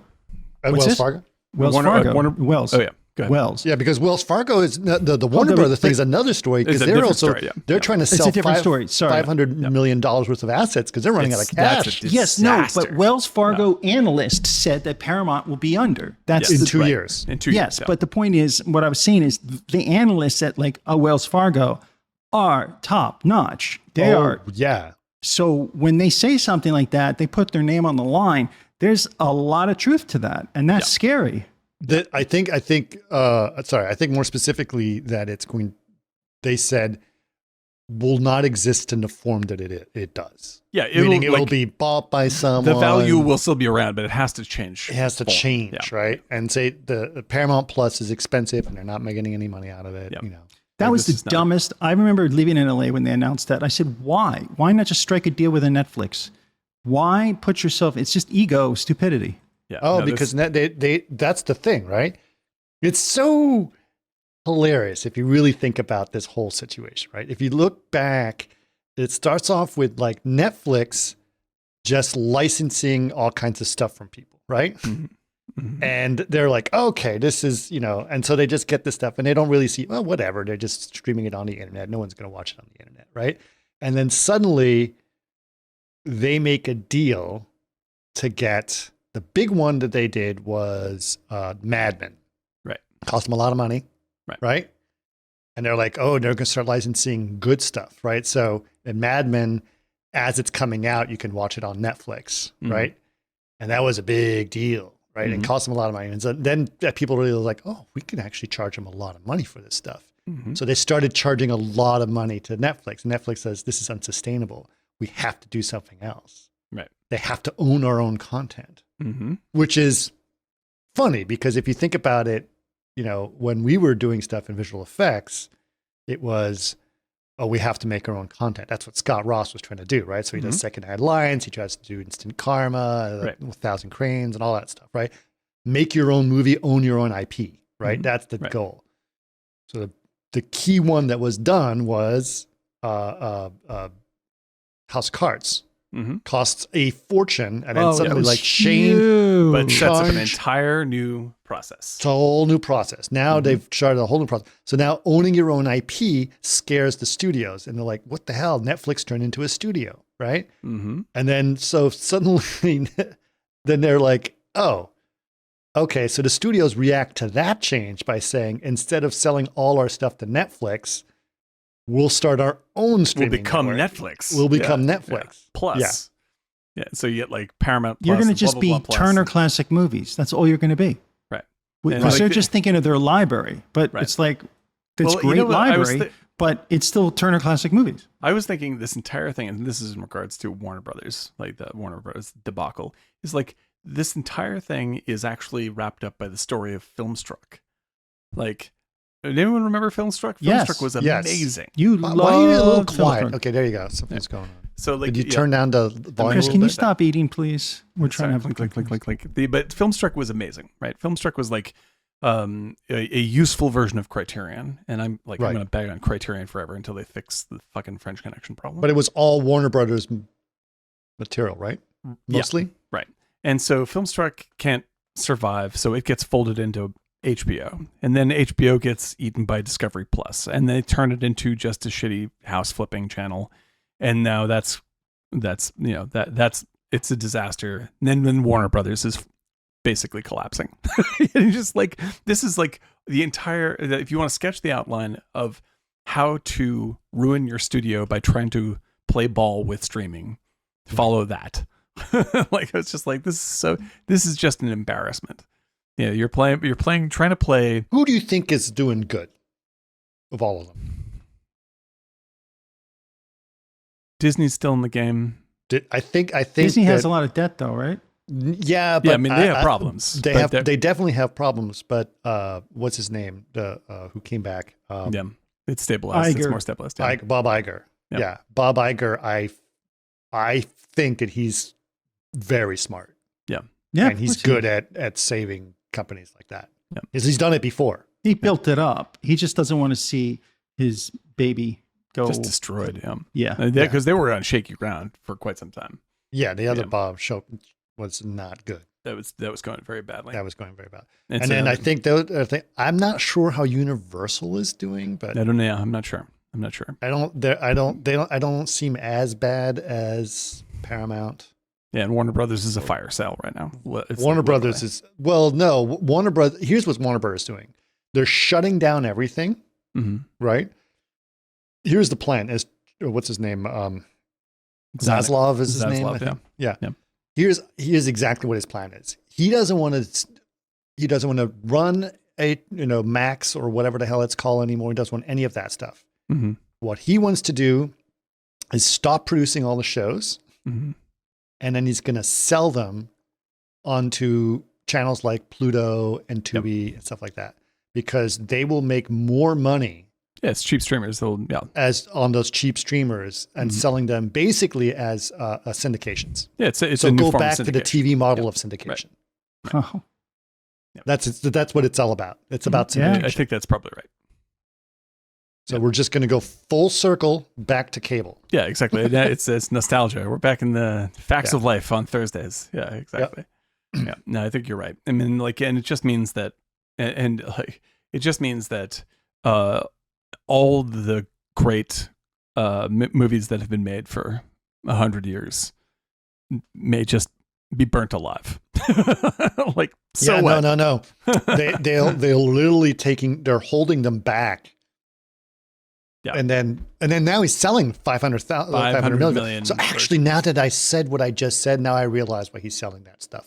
He's getting rid of that stuff. It's scarcity. It's about scarcity. Yeah, it's the Disney Vault. The Disney Vault is exactly right. Yeah, it's so gross. I hate all this stuff so bad. Wait a minute. Explain that again. I was... Say it again. He's getting rid of the dead weight stuff that he doesn't care about. Yeah, but there's good stuff to it. Yeah, but he'll someone else. Like sell these things as, sell these great blocks of IP, and to people that will maximize profit from its scarcity. Right. Like it's instead of like showing your entire backlog on HBO, which is what they were doing, which was great, but we can't do that and make money. Like you got to show Casablanca every few years. Yeah. Then what if you can watch Casablanca anytime you want to? That's not going to give us value. Yeah, exactly. All that kind of jazz. Yeah, we're letting it out of the vault. Right. Finally, Stakeout 2. Stakeout 2. Yeah. But they're still suffering. They're suffering massively from investing everything in superhero movies, which is falling apart for them. It's a gigantic car crash, and everybody else is suffering from being unable to compete with Netflix. So the only thing that gets lost, Netflix is in tough shape. It's just it's just a giant disaster. I think Amazon is going to be fine because Amazon they make money off of shipping things. They're a sales company. They don't care about that stuff. And then the other one is Apple. Apple is Apple cares about quality. And that shows. Yeah. Well, Apple streaming and Amazon streaming aren't about streaming. No. They're about advertising the Apple brand on Apple products and Amazon shipping you things. Yeah. They're models. I mean, that's like Apple Plus is as important to Apple as like Happy Meal toys are important to McDonald's. Yeah. Like you just go, yeah, I guess so. but really it's the Big Macs. Right. Yeah. It's the pumping out the Big Macs that makes the difference. And so like these, meanwhile, for people that love movies and quality stuff, that's going to get tucked away. Less good stuff is going to be made, and you get more and more just generalized garbage. Streaming is mainly about generalized garbage, and movie studios are going to get very, very small and just manage the rights that they have to the IP that they have, and it's all going to get clunky and tiny. Because that's the best way to make money. And it's sort of diverted from the writer's strike, but it is related. Yeah. Well, the thing is, like, the whole, like, the AI aspect of the writer's strike, right? And I brought it up before. It's like most stuff that you watch on Netflix is junk, right? And that's not because Netflix can't make good stuff. It's just that people want junk. I want junk. I want CSI style garbage or Love is Blind or whatever the hell it is. Like, that's what I like. It's the, as we brought up before, which do you want to watch? Sophie's Choice or Overboard, right? And mostly it's going to be Overboard, and that's what people want, and that's the bulk of what they make. And given that that's true, that can be written by AI in the hands of any mediocre producer. Right. That's just the case. What was the example? Is like, come for Stranger Things and stay for Seinfeld. Yeah, exactly. Right? Because there's the event movie, and then really you're there for Seinfeld. You're only going to watch Stranger Things once. But you're going to watch Seinfeld over and over and over. Yeah, that's just going to be on. Right. It's on in the background constantly, just like with us. Right. Freaking Frasier, or Schitt's Creek. Yeah, exactly. That's all it's on. And you don't need writers for Frasier, right? No, it's already been written. It's been written. It's been made. So everything is just a museum vault. Yeah, a lot of it. Yeah. Or if it's new, then it's Love is Blind. And Love is Blind needs lots of quickly written trash, and that's they need that thing, right? They need that thing that keeps you watching it over and over and over again. And things like The Office. That was the big thing, right? When Friends, when The Peacock Office, came on, it was like, we have The Office. Right. And that's, you can just watch The Office nonstop on Peacock exclusively. So instead of showcasing like other companies, like we've got Stranger Things, we've got, some great movie or whatever it is. It's like, no, we've got The Office. You've already seen it a million times, and you can see it a million times more again. That's great. It's perfectly great. Yeah. But for regular studios, like, they have no choice but to, you just can't keep following the superhero trend. Like, that's not going to work. Like, and younger audiences, like, Zoomers, etc., like, don't fucking watch movies. No, they don't like I know movies. That's the real crazy thing. So, like, that's just not going to be the media anymore. Movies are not a thing. No, it's TikTok, YouTube, content made on that stuff. And there may be movie-like content on, I think there will be movie-like content on these things, but it will be self-made movie content by the very tiny version of the Affleck Damon company. It's like, here's 5 people that make a show, and you contribute to their Patreon, and you'll watch those, because that's what's happening now. Like, all the big YouTubers, they're not run by a studio. Like, these guys, like, get millions and millions and millions of views. They're all multimillionaires, and they're all personalities that run their own business and put stuff up on YouTube themselves. And that's it. And so, like, there will be movie-like content made by people like that, and they will own it all. And I'm not against that at all. I think that's good. I love that. I just rewatched it the other day. There's a great video analyzing how Mark Rober does why he's so successful. Oh, wow. And how he does things. And they break down the video. It's like, he starts off by giving you the promise of what you are about to see, right? Actually, it says the most important thing, the number one most important thing that he does before he even starts doing the video. What do you think it is? Don't know. He figures out what the thumbnail and the caption is. Oh, yeah, exactly. Because that's what you're clicking on. Right. So what are we going to serve tonight? Pizza? It's a picture of pizza. Yeah, and down to how many characters, 42 characters approximately, because there's an algorithm of how many characters you have in a title and how much percentage people click on it. Right. So that is where he starts off. What's the title and what does the image look like? And that's it. That's before he even starts the shooting. Right. And then because that's the first thing you click on. Then when you do that, after you click on that image, he gives you exactly what that image is. You know what this is right a version away, of, and right? then he goes, "Let's go back and figure out how this all happened." And then he does his backstory. And then when he's selling it to you over and over again, even as you consume it. Right. And then the other thing he does is like when he does a build, because he's usually build stuff, he even says it in there. Says, and then we go to my 12-second build montage, and he goes, yep, and it done. Yep, exactly. And this is how you sustain the eyeball. And then you have the why. There's a why in there. There's always a why, right? And it usually is because there's a sick kid. I'm going to give him a great birthday party or whatever it is. Right? Exactly. You do that, and then you deliver on this promise of what this is, and it's just fast. Yeah, exactly. It's a movie that advertises another movie, that advertises another movie, that advertises another movie, and advertises the ending punchline. Yeah. There it is. And you keep on watching the whole time. And the thing is, like, you know what? It's very effective, right? It doesn't mean things are bad. It's just a way that it works to keep attention. And like it's the newest form of the what's the guy's name? Great old horror movie producer, the guy who Val Lewton. It's the Val Lewton experience. Like Val Lewton would get like he made movies. He would movie producers, and like he would just go, "All right, Jacques Turner, come on in. You know, you're going to be directing a movie today, Jacques." And Jacques' like, what am I going to do? And he's like, "You're going to make I Walked with a Zombie, and here's the poster." And they go, right, I remember this story. Right? And like, I Walked with a Zombie. We're already pre-selling it in Kansas. And so go and write a screenplay. So they have the poster before they have the movie. They have the poster before the movie. Yeah. It's the same Didn't deal. you send something about that, Eric? A bunch of those things? Yeah. I mean, this is like from Ed Wood. Ed Wood, they do it. Yeah, exactly. But like Val Lewton is famous for being like, Selznick would say like, it's going to be cat people. And Val Lewton would be like, "Cat people, you got it," and start writing the screenplay. And then they'd make a movie out of it. But like it's already a pre-sold event. The thing is already being advertised. And then they're like, "Wow, we better come up with a fucking movie." You know, and that's the YouTube model. That's like, what are we serving tonight? Pizza? Good. Picture of pizza. Now let's think about what's in the pizza. You know, and I think that model will change over time, but it's the basic Roger Corman, Val Lewton model, etc.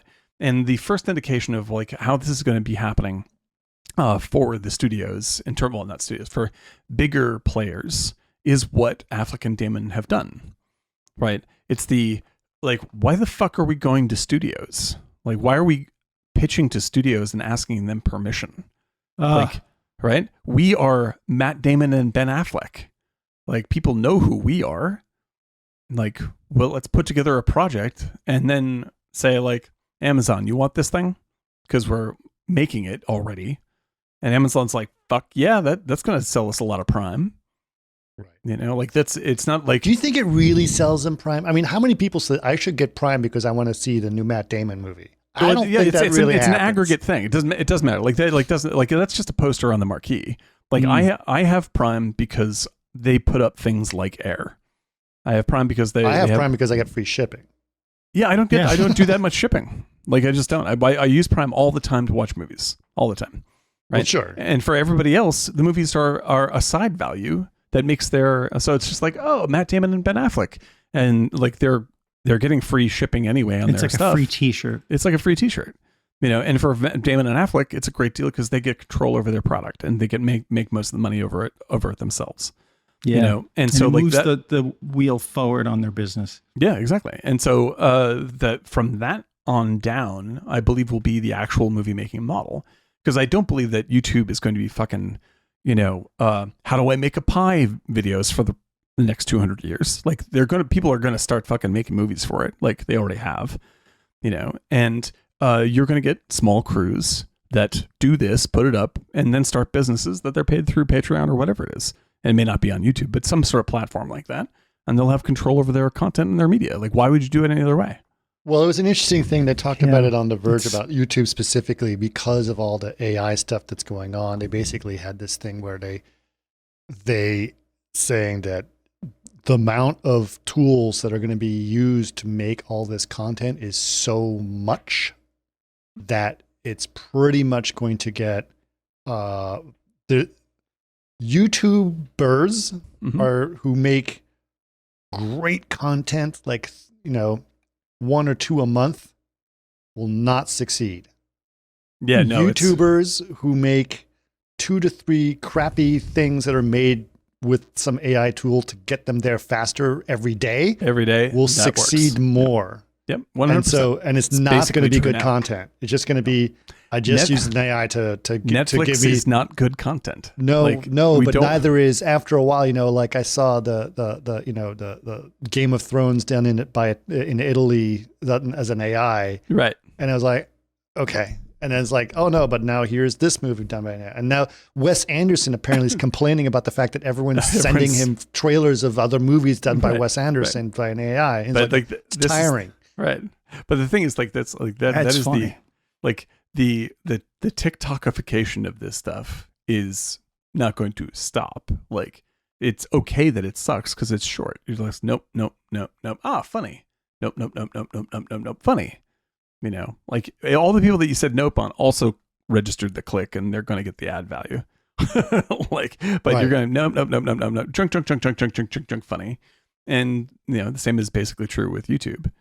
And I think that we aren't interested in we're not largely interested in watching quality. We're largely interested in eating Fritos. And and I don't mean that meanly. I like Fritos very much. And I watch a lot of Frito TV, it's that's what I do, but the illusion that the writers are laboring under is that they're all out there writing Chinatown when that's not true. They're all out there writing Love is Blind. That's the actual job, and that will be taken over by AI. There's no stopping that. That's not, you're not going to be able to get out of that. CSI Miami will be written by AI because nobody fucking cares if it's any good. That's it. And if you do care if it's any good, then you can use AI to write a better thing than that. Because didn't this already happen?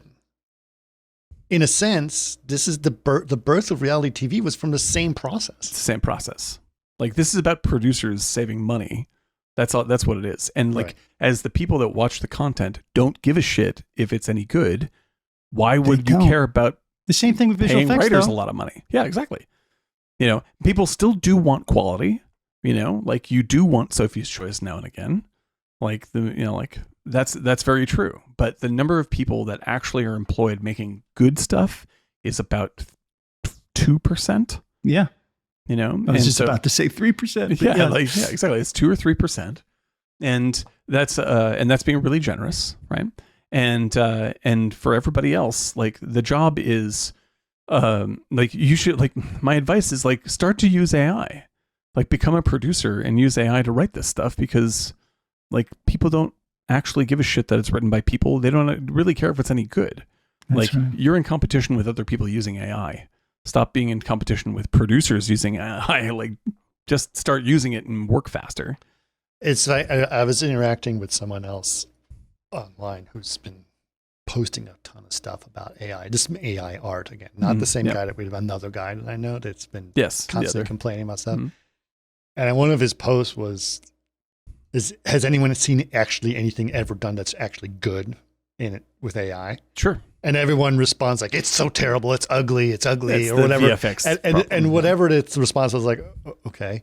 And I said, actually, yes, the best work that I've seen is by people that are very good at AI art. Yeah, who have taste at art, yeah, right? At art, yeah. He goes, the only difference now is that they're much more prolific. Yeah, exactly. Right, and so his response is so they didn't actually need the AI. I said, the AI didn't actually make them any better. I said, actually, or they could have done it without the AI or something of that nature, but slower. Right?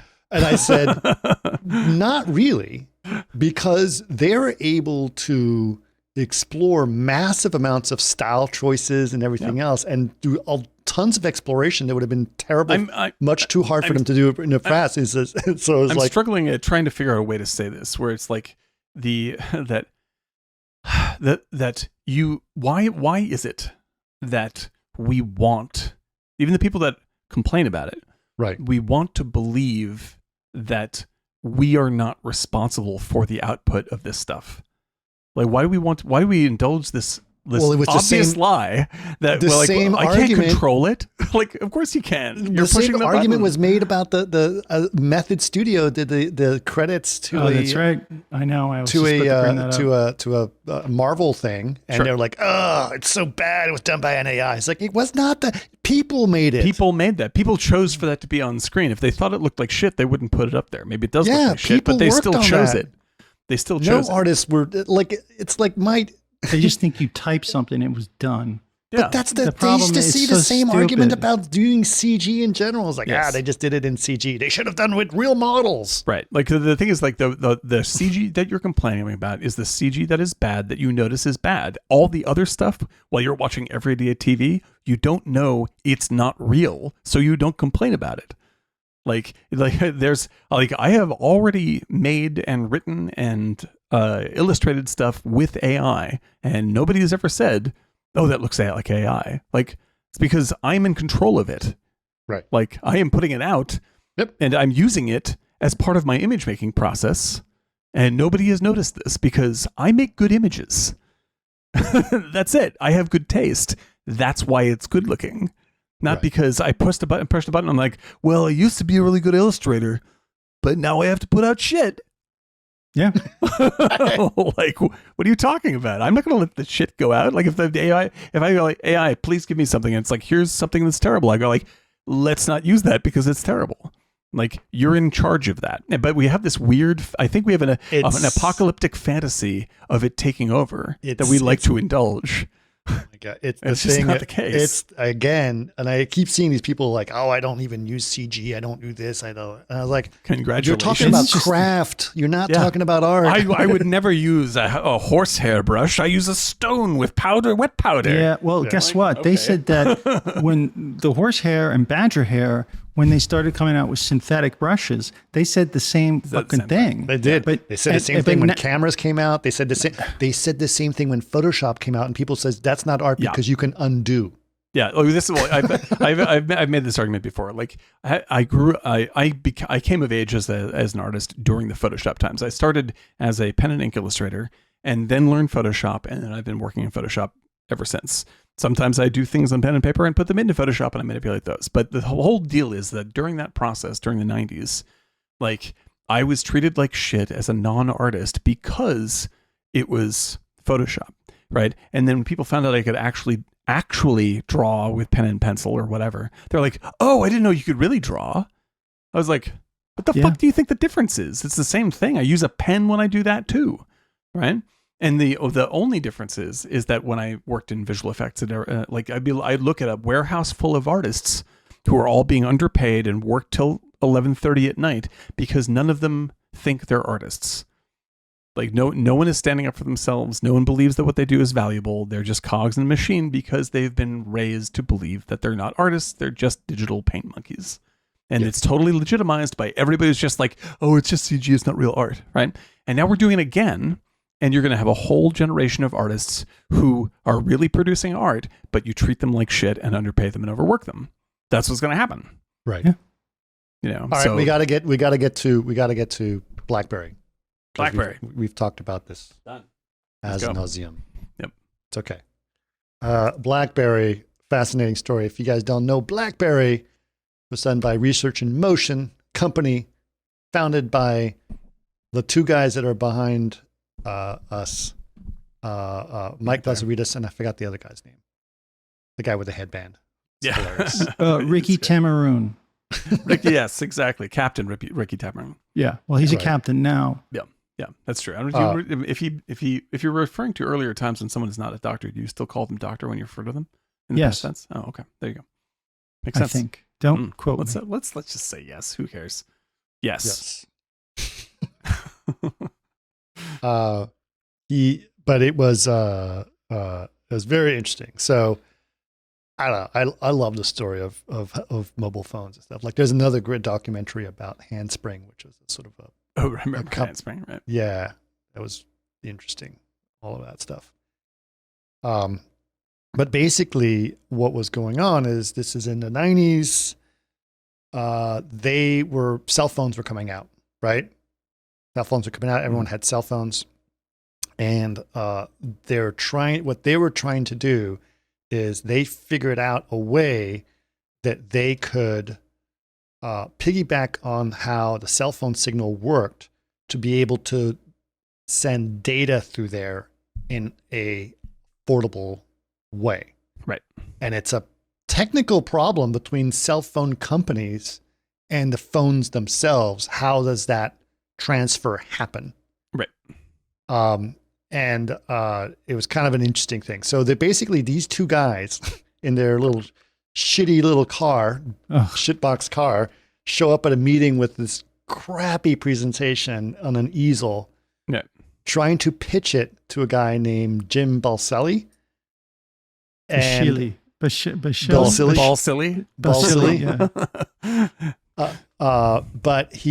And that's played by this guy who's on my right here, right, and he's known for Always Sunny in Philadelphia, right, which has been on for a million years. He's known to look like that guy, right? The bald guy, bald middle-aged guy. But it's a guy from Always Sunny in Philadelphia, and then they basically just shaved his head and then glued on this freaking head, and it's just like the hair looks so bad. This must be stylistically intentional because it's true for literally everyone in the film. Yeah, like even when you don't need to give them this clearly a terrible white wig, which looks like Mike Lazaridis had white hair, like Like you can just do this with normal hair. Like you don't have to give people a wig. Like you just dye people's hair. It works fine. But like it seems like they tried to raise the caricatureness of these people. It's what they did. Yeah. So I think this is very intentional. It's very uniform throughout. But the this film. is definitely a much cheaper film than Air. Oh yeah. Oh yeah. This is, and this is not a criticism. This is actually praise. This is more like an extremely well produced SNL short. That's 2 hours long. 24-hour party. Well, it's not goofy. Let's just put it this way. It's not goofy. It's not goofy. But it's like very high production value, low budget. Right. I think that's what it's aiming for. And they do a great job. It's a really snappy, very well shot, really nicely edited, very low budget movie. Yes. So they show up to this presentation and they're going to present it to Jim, right? Who's working at this company. He is clearly contentious at his job. Things are not going well. He's an executive of some kind. Right. Because he's an asshole. But he's a complete asshole. Right. Aggressive. But you have to be. 90s. He's doing what he has to business do. guy. I understand you have to be, but it's like, in that culture, especially. In that culture. This is what it's demanded. Yeah. Yeah.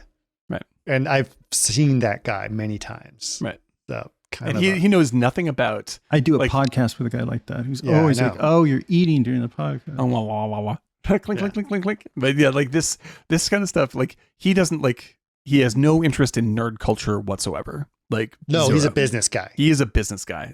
That is it, right? And so these two guys come in. They're just like, one has like a sweatband. He's wearing like a Star Wars t-shirt, like or something beyond like this, board. Like yeah.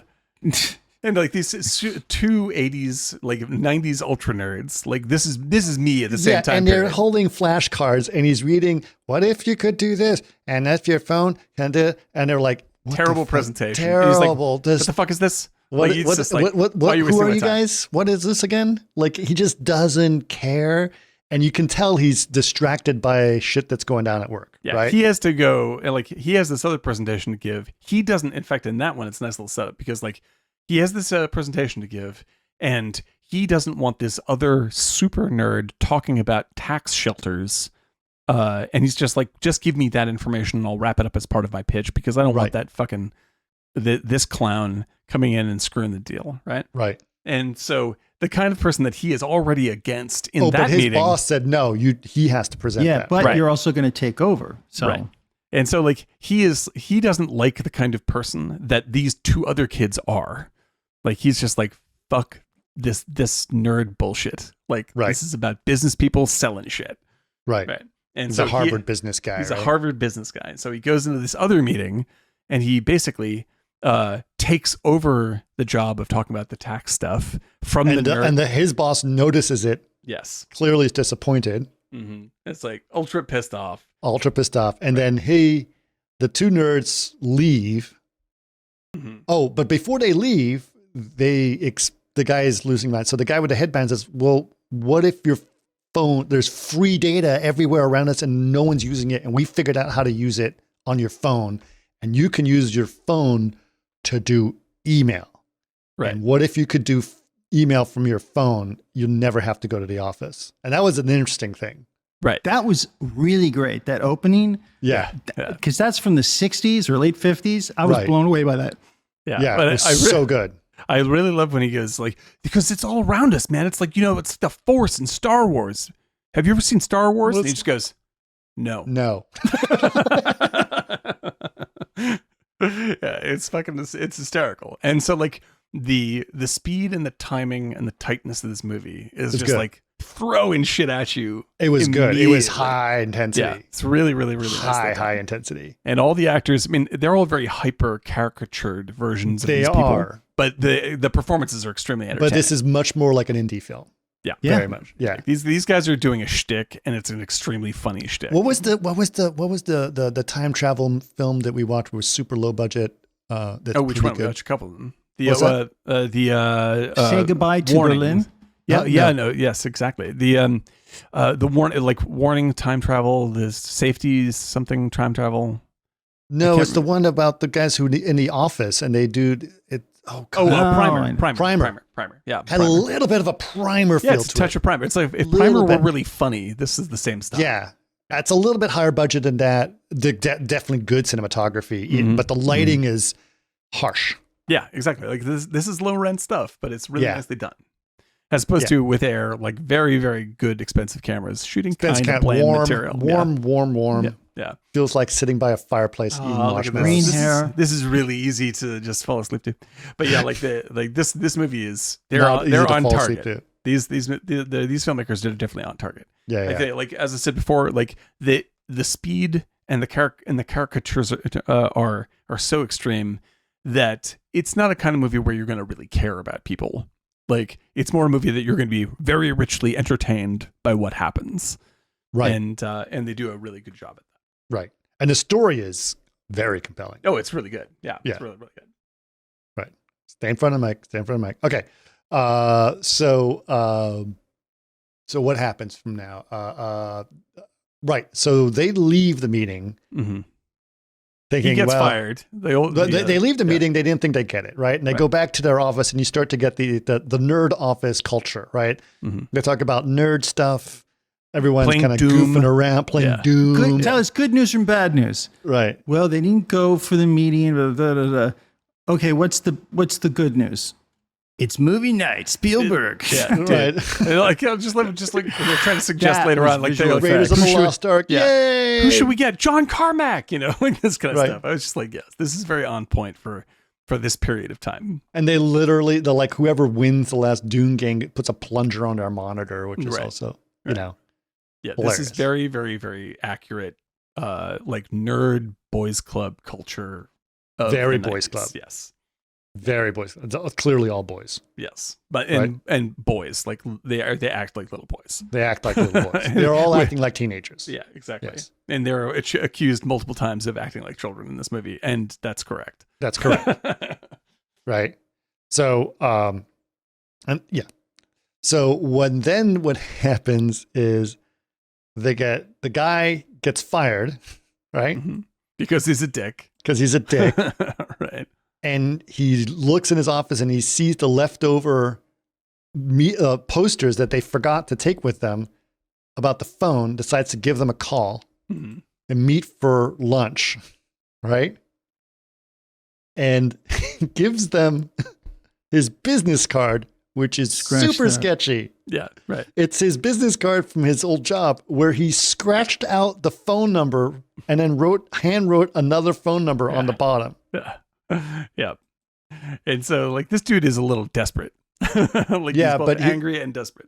But what he does is he says, and even though they're like, wait, what? And they're like, okay, here's what we're going to do. I am going to give you this amount, $25,000, and you make me co-CEO. Right. I'll give you No, I $20,000 think it was like cash today. $110,000. No, it's 25,000 to start. Yeah. His first bid was 25,000, right? And then and they're like, "Oh, wait, what?" And the other guy said, "No, just walk away." The headband guy is like, "Just walk away, just walk away." But Mike is like, "I don't." First of all, they play Mike off as very weak, which is really funny. And the other guy is trying to be like the strong guy, the other co-founder, but clearly clueless about business. Doesn't know anything about business. Like, no. He's always yelling, "No, you're pushing him and around." talking to the other guys, the completely different stories of what goes on. Oh, Right. yeah. Right. It's just really, really funny. Yeah. And so finally they walk away and they realize, he says, "Well, how much money do you have left?" Right.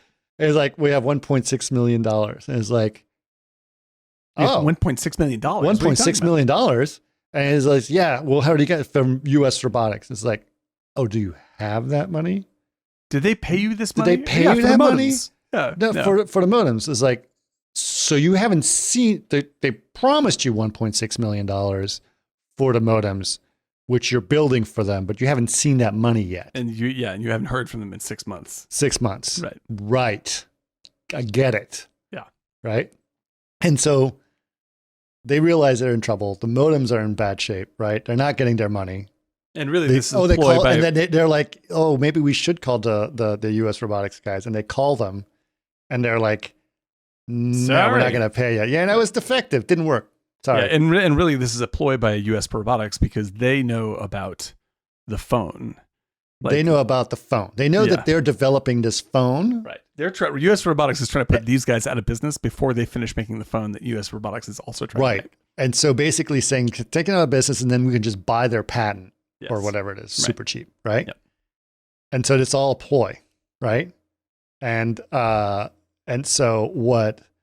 And this is what the bald guy figures out the moment he's on the phone. The moment he's on the phone, he's like, he figures out. And so finally, Mike Lazaridis says, "Okay, we're going to make a deal. We're going to make a deal with this guy because he's going to save our company, right?" Mm-hmm. And so the other guy says, "Here's how you do it. You do negotiations. Here, you start here, and then if he doesn't take that, you take this deal, and then you do final offer is here." He's like, "Okay, got it." And so he gets on the phone and he's nervous, and he looks at the paper and he immediately offers him the final deal, like right off the bat. That's the first deal he offers him, and the guy's like freaking out. It's like, "I can't believe you did that." And the guy in the background says, "Done." Yeah, click. Click. He takes a deal. Like, okay. So he shows up at the office and it's a pigsty. He's a real corporate guy, right? Yeah, and all these dudes are on LANs playing Doom. Like they're all just fucking around with plungers on their monitor, and right. it's just like, and he's just like, "What the fuck is going on?" And he starts yelling at them. He's like, "Where's my office? What the fuck is this place?" Yeah. And then like they show him like a closet. Everyone builds their own desk. Everyone builds their own desk. It's kind of a tradition around here. It's like, what the fuck? You know, he went to Harvard Business School, and they're showing up. Build your own desk. No. What the fuck is this place? Yeah, and then he finds out that they're actually in, like, they have no money. They're fucking in debt over the loan for the modem deal from US Robotics. Right. And so he's just like, "Oh, we're getting on the phone with US Robotics right now. Like, we're going to fucking take control of the situation." Gets on the phone and immediately is like, "Wait a minute. They are scamming you. What is this fucking phone you have?" Yeah. What about this phone? And they're like, "Oh, and guys like, okay, immediately we're setting up a meeting with AT&T. Yeah, we are making that phone. I'm setting up this deal to meet tomorrow. You have like 24 hours. Yeah, like come up with a prototype. No, you have to come up with. Yeah, it was like the next day. Or whatever. It's the next day. Yeah. Right. Yeah. And they all like run to Best Buy or to Fry's or whatever, buy as many electronics they can buy, and just cobble together some kind of a prototype version of what this thing is. Right. Right. Yeah. It was brilliant. So they get in the cab to go to the meeting. Mike Lazaridis is just completely out of his element. Right. The other guy is like, shark. He's a shark. Right. Right. And then he's like, what's up with the really sketchy business card? Like, say he finally asks him the question, right? Well, you have to be truthful with me if you want so me to we be. have to if we're going to do this together, then you're going to have to, we promise to be truthful to each other. Right. And he goes, I was fired. Right. Like this is a Hail Mary for me. It's a Hail Mary, right? I was like, okay. They get out of the cab. Leave the prototype in the cab. They forgot the prototype in the cab, right? Head into the meeting. He's like, oh shit, I forgot the phone. He's like, you're fucking kidding me, right? It's like, and he runs after so Mike Lazoudis goes to run to get the phone. And the other guy goes to a meeting by himself and says, I can, he's the guy who has confidence. I can pitch anything, right? Right. Pitches it, says, now imagine doing this. Well, first of all, one of the guys who, he's such a fun actor. Saul Rubinek. Paul Rubinek. Saul Rubinek. Yeah. Saul Rubinek. Yeah, he's great. Yeah, he's in Buster perfect. Scruggs. He's in Buster Scruggs. Right. He's a perfect douchebag. Yeah, he's great. He's Donnie's fiance in Frasier. Yeah, exactly. He is the Moira's agent in Schitt's Creek. Schitt's Creek. Yeah. He's great. He's great actor. And most famously to me, he is the writer in Unforgiven. Yes. That's where I know him from. Yeah. He is a terrific Unforgiven. That's right. Rubinek is great. But That's how I know. I was looking, I'm like, God, I know this guy. And it wasn't also Schitt's Creek. Nick Cage's business partner in Family Man. In Family Man, that's right. Yeah, he's terrific, and he's great. And yeah, he is the French passenger in the end of Buster Scruggs. Great actor. But basically, he's the AT&T guy, right? Big AT&T guy. And as he's presenting, like, what if you could have a machine that does everything? Your email, your this and that and that. And they'll look at him, they start laughing. He's like, you don't think we've thought about this? Yeah, you don't know tech guys, do you? I don't know who your tech guy is, but this can't be done. There's you can't send that much data through the pipes. It'll break the system. It'll break the servers. There's no way that you can sustain. The most we've ever had is 11 phones. 11 phones. It's the most we've ever gotten on the network. Right. And so, the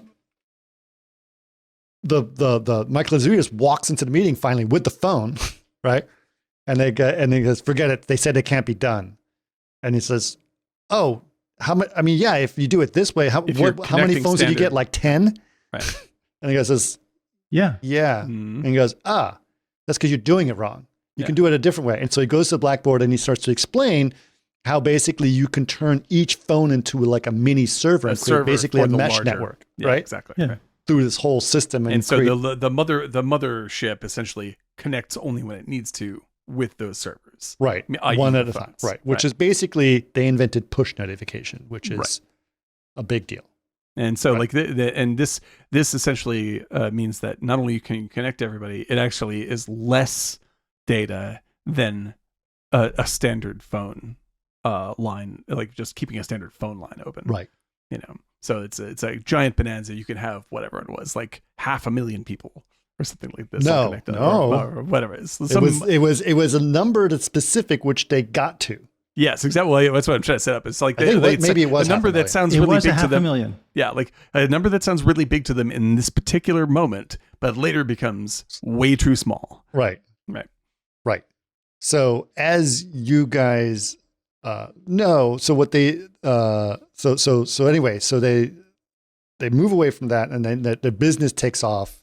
They got the deal, and now they got a big office. Now they got a big office, and it's Blackberries are becoming a big deal, right? Yep, instant hit. But then the guys who the Palm guys want to buy them out. And I love that every one of these big meetings happens in the same booth in the same shitty restaurant. Right.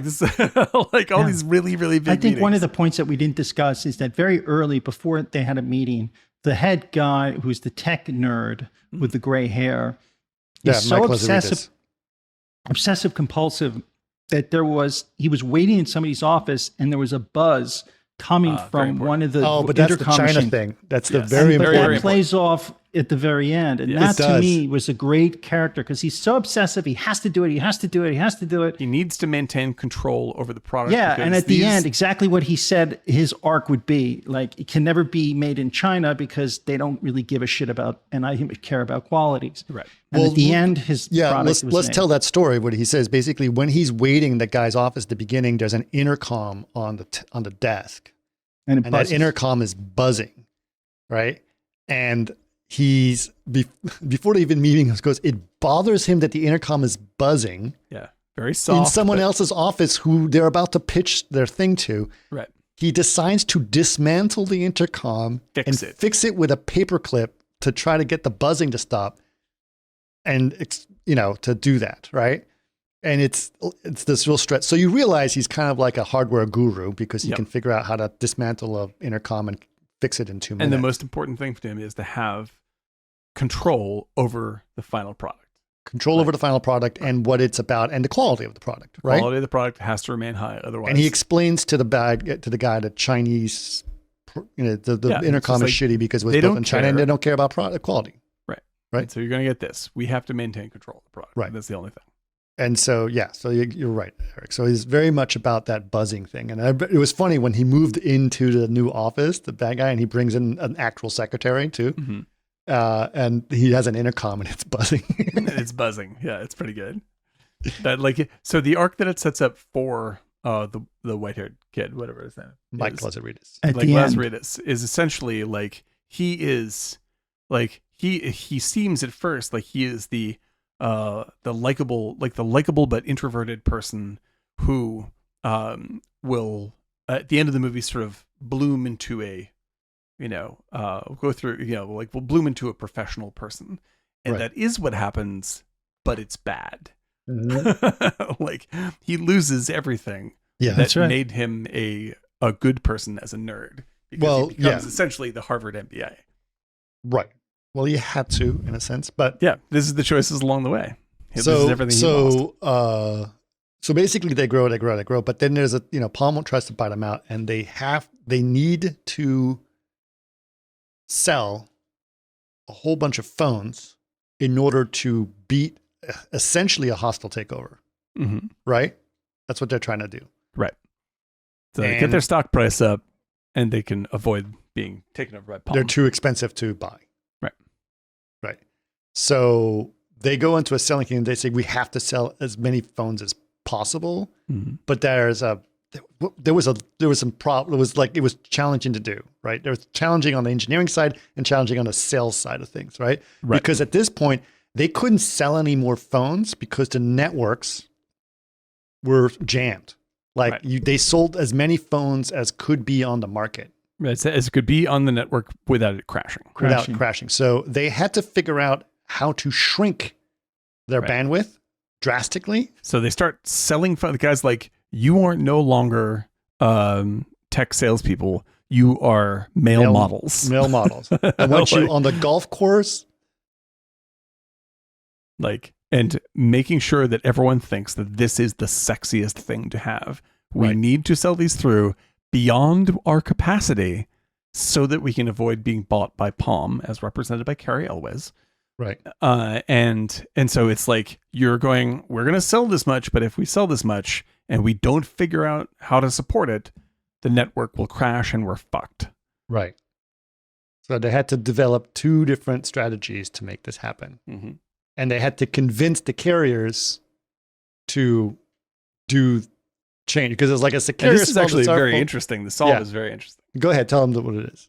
Essentially, they're just like, we have everything is about to fall apart, because they do start where they hit the limit, they start crashing, and they're like, and there was a major BlackBerry blackout. That happened, and I remember when that happened. You remember when that happened? It was really shocking, because Blackberries at that point were huge, especially in Wall Street. Oh yeah, I mean, and it just kind of Obama had business, one, right? He was just he loved his BlackBerry, all this kind of stuff, right? And this is a major thing, and very stylish thing to have there everywhere, and suddenly it just crashes horribly, and it's because they reached their user limit, and the data started crossing over itself, and everything disconnects, and so they came up with a way to hack Verizon's cell towers so it subdivides the signal amongst the phones and subdivides the packets amongst the phones instead of having the phones, instead of the tower handling it, the phones handle it. Right. And that doubles the amount of processing, more than doubles, like it's a major factor of processing, and it sort of sets them free.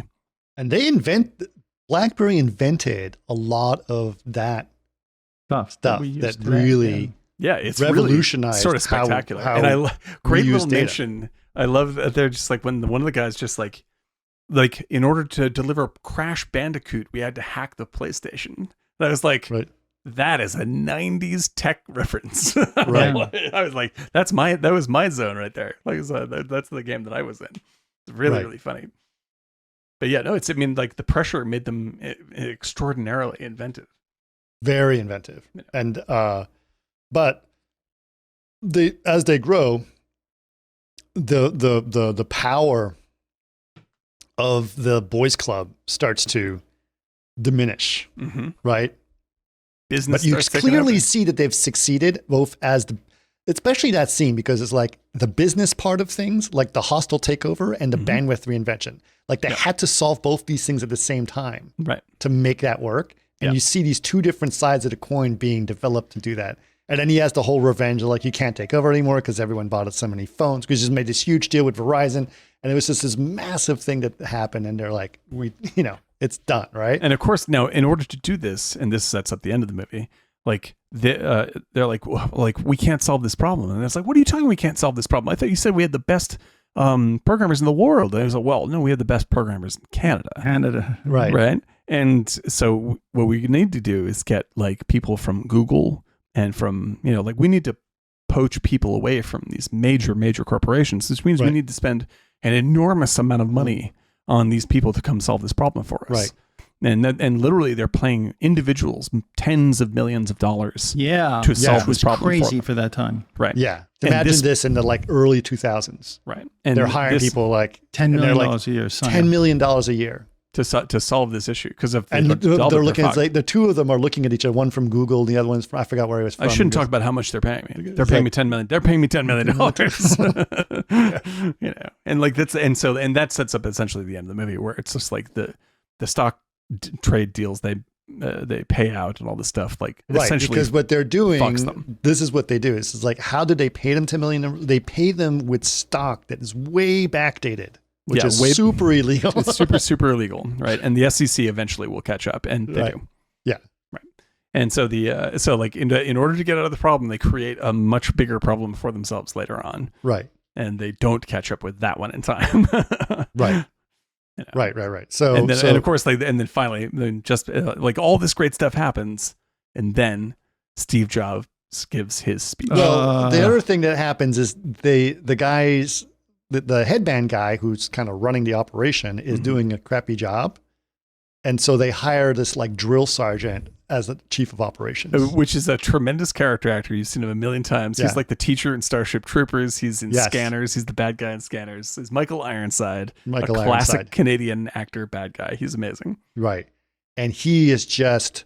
Suddenly, no more boys game. No, they're all at their desk working. That's all they're doing. All the time. Yeah. All the time. All of this is, man, I was just like, this is like a relapse of my actual professional life during this period. Really?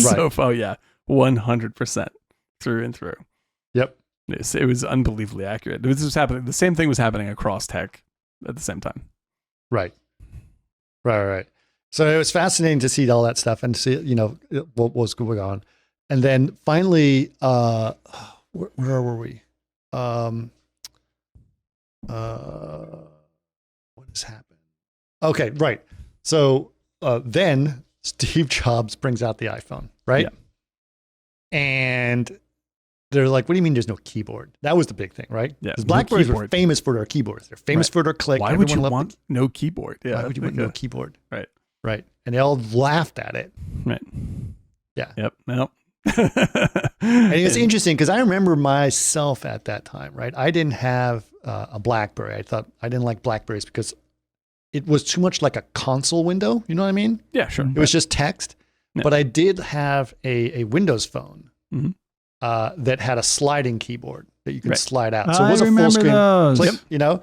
Right. And I love the keyboard because you can type real fast on it, and it was, you know, pretty straightforward. And Yeah, then, I mean, but I you still had all prefer real keyboards. Right. I absolutely do. and but it was kind of a thing. And then when the iPhone came out, it's like there's no keyboard. I was like, that's kind of dumb. That's the whole point, Right. You know, so you can type fast. Right. And then they did I underestimated The the iPhone, sensitivity honestly. of it was awesome. Sure. Yeah. I mean, like it's That great was having all that mind-blowing stuff. at Having that the screen time. space and that versatility is really amazing. Right. Like half the object is not dedicated to a keyboard. It's a smart thing to do.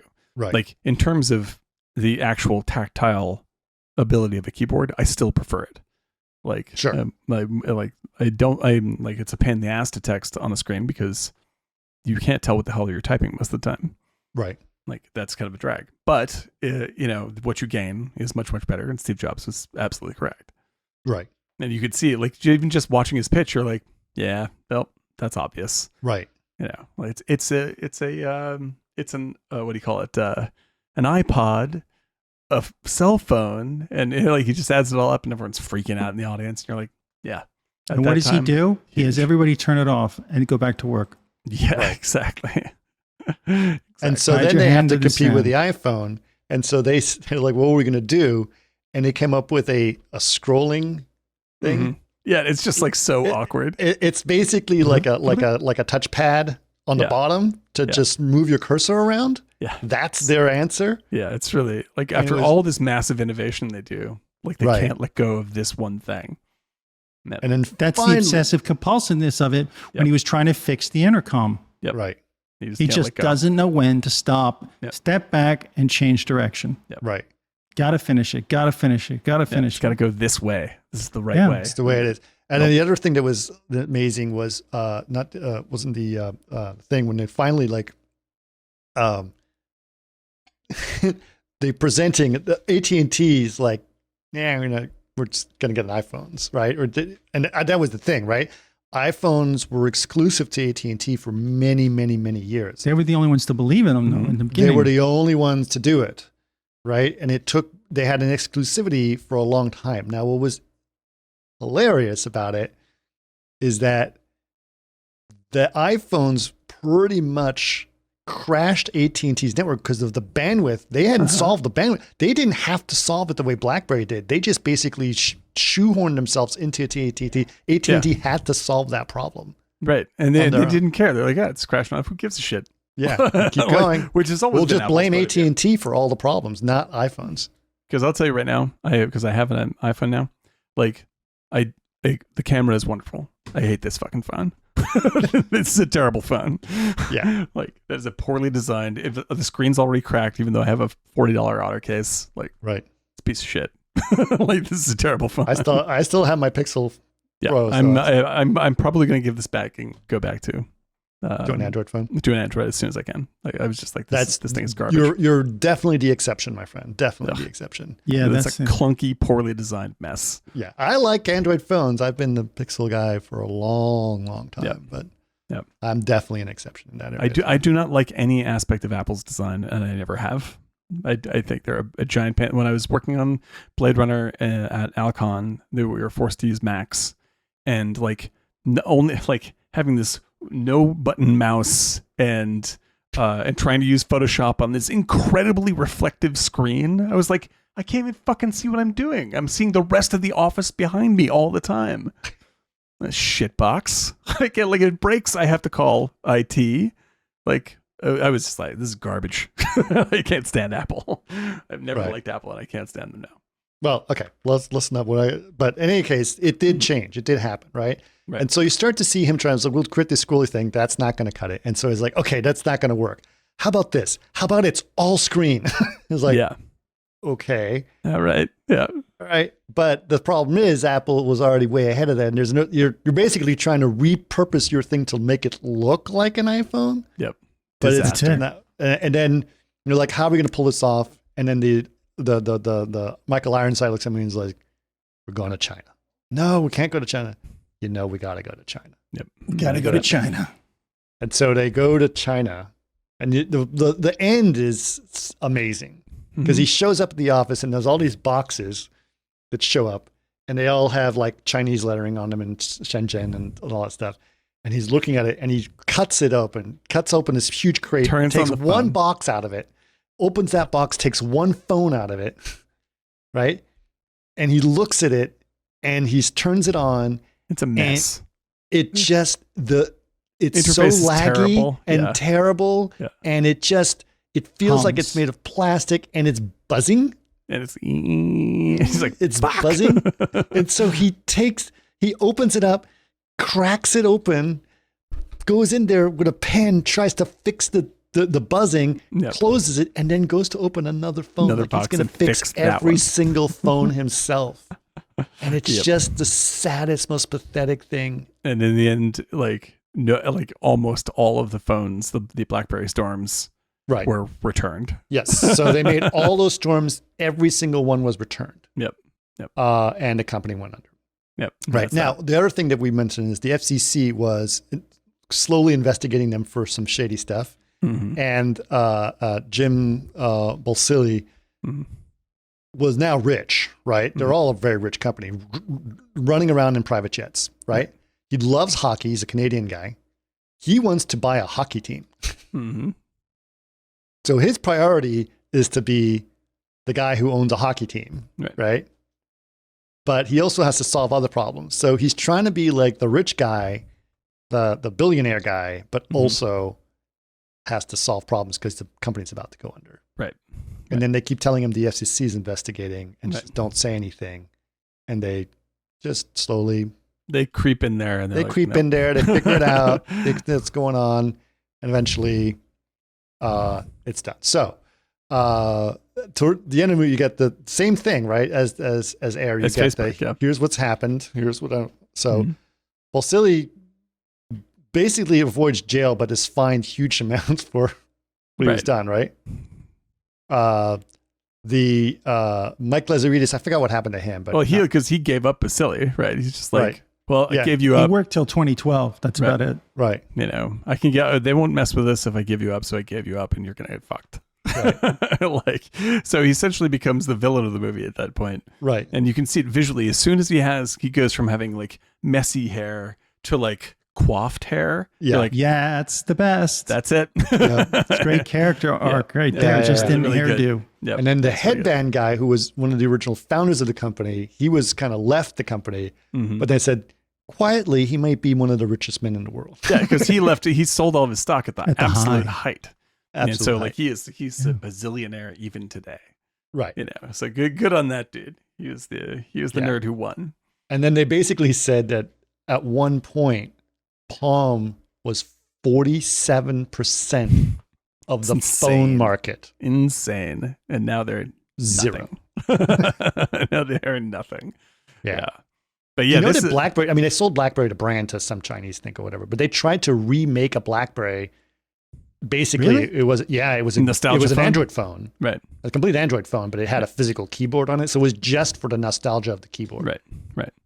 Yeah. Like because I really I still like flip phones, and I loved the one that you had, the split where you pop it up and like that. That's the one I had, and I loved it. I thought it was really great.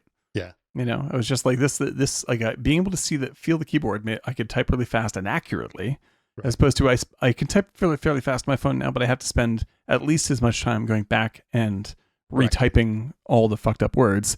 And not only that, which is very hard to do, by the way. Oh, and on the iPhone, it's fucking impossible. Like that is an I'm just trying to get the cursor on the right word. I'm tapping. It's like, nah. I want to throw it out the window, but it has an otter case. I bought this thing for work, and as soon as I can ever get rid of it, I'm going back.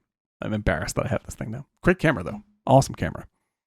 Camera on the Pixel Pros. It's just as good. Very good. Yeah. It's good. They've got some really crazy things with it. Like, cause this has got a, but yeah, I mean, like this here is actually a periscopic lens. Oh no, good. So that's how it gets a zoom lens on it or a telephoto. It's actually a periscope, it's really so that it can go out, and I can actually do like a optically correct 10x zoom on it. That's but beautiful. I can do a 30x zoom with it that's actually really good because of the quote unquote AI that's part of it. That corrects it. But what it also does is it takes into account the shake to invent pixels between pixels. Yeah. Oh, that's so beautiful. Right? That's because nice. as you're moving around, it actually just keeps filling in all the areas between the pixels. That's right.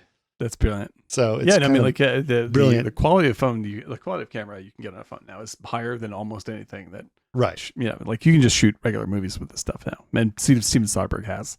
Yeah.